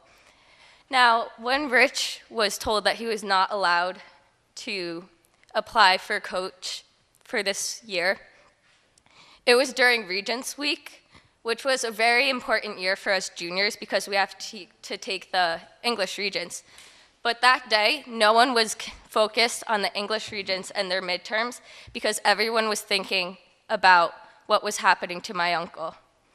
I was very hurt, and I could not focus on this. So if education is so important, why would you do something like that to students who are trying to focus on other things and have things that are more important to them? So, and everyone has been hurt by this, and to just continue with the hurt and just not even give us an answer is just, I feel very wrong, and I have kind of lost some respect because I have teachers and people I look up to who value public speaking and education, but yet obviously they don't because their actions speak louder than their words.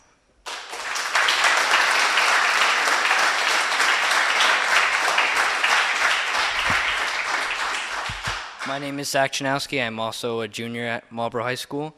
I had the honor of playing under Coach Rich Ward this year, and unlike many of these other players here today, I did not play very often.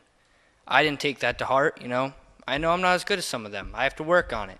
And that's what Coach Ward installed in some of us, that if we want to play, we have to get better.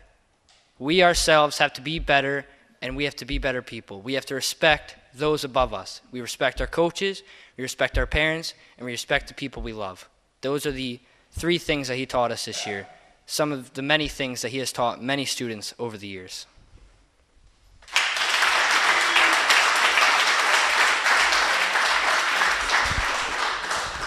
Hello, my name is Matt Jackson. I gave a speech a couple weeks ago. Obviously, some board members were not in attendance, but I just want to remind you, like a few hours ago, we were just honoring some very intelligent, hardworking people and Student of the Months, and some of the adjectives that the teachers and the kids used to describe each other and the relationships, the bonds that they had. They're strong ones. The teachers love their students, and the students love the teachers that love them back. That's the relationship we have here with Coach Ward.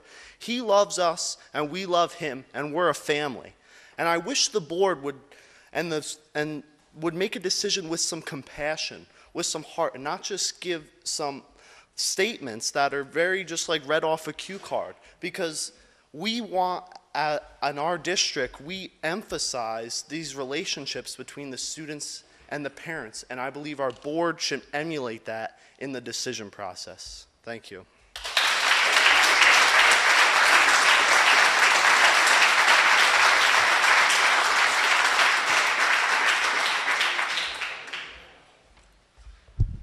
Alan Affuso, assistant coach, Marlboro varsity football. I've had the pleasure of coaching with this gentleman for 3 years. I'm looking forward to a 4th. A lot of these people in this community I've known for many, many years. You know the Affuso family's here for as long as Marlboro's been here. But I'm listening to everyone talk about what's going on here, and once again, I mentioned to you folks last time in my speech. I came from a program that was exceptional, and then settled for mediocrity, and they're now mediocre. That's just the athletic side of it. There's no support. There's no support from the board. There's no support from the superintendent behind the program over there. And unfortunately, it's shattered. That can't happen here. You talk about striving for excellence, and I watched the school district talk about outstanding educational programs. Athletics are educational. That man has brought an amazing amount of professionalism, education, value, ethics to this program. That's why I wanted to be a part of it, and I still want to be a part of it. These boys want to be a part of it. This community wants to continue to support it with everything that they have. So we're asking you, please, you see the way we work together as a football program? We are with this coach sun up to sundown. On some Sundays, we do 12 hours preparing for the next football game, just a game. Won't you please take the time to go into some sort of a session, whether it's executive or administrative, or just hear the gentleman and talk about it. We spend 12 hours preparing for a game. You should spend at least a third of that preparing to protect what he has brought to your community. I think you owe that to him. And I guarantee you put him back in this role, he is going to work harder than ever, because he knows nothing else. And we know that of him, and these boys expect that of him. Give it the time it needs. Work together. Sit down, talk with him, talk to each other. Let's reason through this and get this done, because we need that gentleman back here at Marlboro. Strive for excellence. Nothing else is acceptable. Thank you.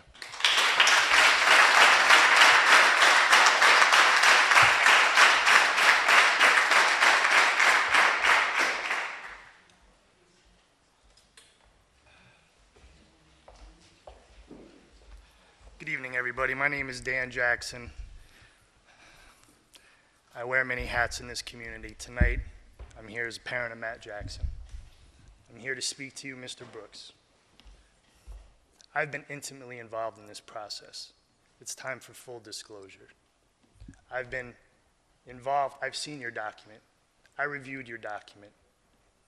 Every email that you sent to Mr. Brooks, I was in on. Every response sent back to you, I was in on. The people should know counter proposal was sent to you. You know you have it, the board has it. We are willing, Mr. Ward is willing to come to some agreement with you. It incorporated most of the terms that you wanted. He was willing to be suspended a game. He was willing to take a pay cut. He was willing to take any number of educational classes. I don't want to air this out in front of the community. I want this whole community to rise up and for all of us to look good. I'm concerned that you lack humility. I'm very concerned that you lack humility. Mr. Ward has humility. He got up here and he acknowledged his error. We can move forward with this, but I'm very concerned with how you've handled this. And I applaud the other board members, Mr. Milazzo, Mr. Cantone. I really do. So we're here. I'm here, Dan Jackson, and I'm ready to work with Mr. Ward. I'm ready to work with you. We can come to an agreement where everyone can be satisfied and everyone's interests can be met. I'm here, Mr. Brooks. Let's all rise up together.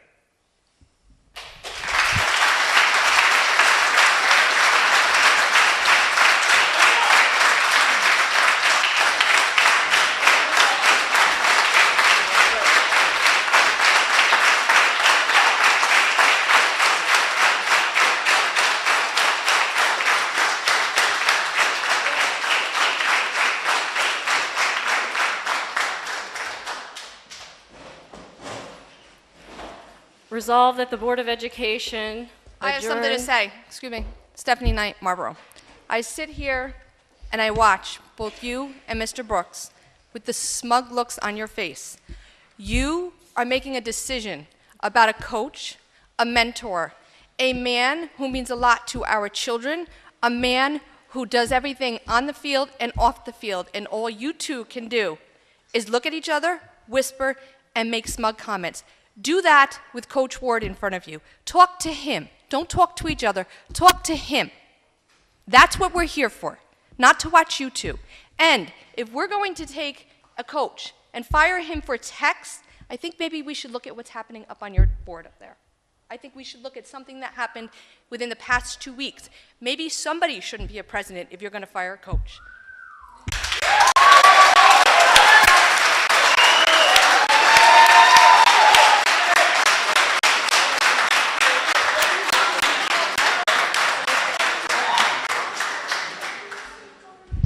My name is Jessica Walker, and I'm from Milton. Last week I spoke about how disheartened I was when I had sent an email out and CC'd you, Mr. Brooks, as well as the principal of the elementary school last year. I am beyond that. I am disgusted and appalled by your behavior. Every one of you that won't take the time to go into an executive session, not with Mr. Ward. You don't need to go in with him, but you represent us, and you flat out told us, no, we are not willing to. Like, we don't matter. I think every one of you needs to remember that everyone in this room put you in the seats that you're in. You didn't get there on your education, you didn't get there on your looks or on your money. You got there because of these people in this room. That's what you all need to remember. Start representing them. Start representing those kids that you pretend to care about. Start being the people that you were just 5 minutes ago proud of for all the effort they put in at school. Be that person. Be the person.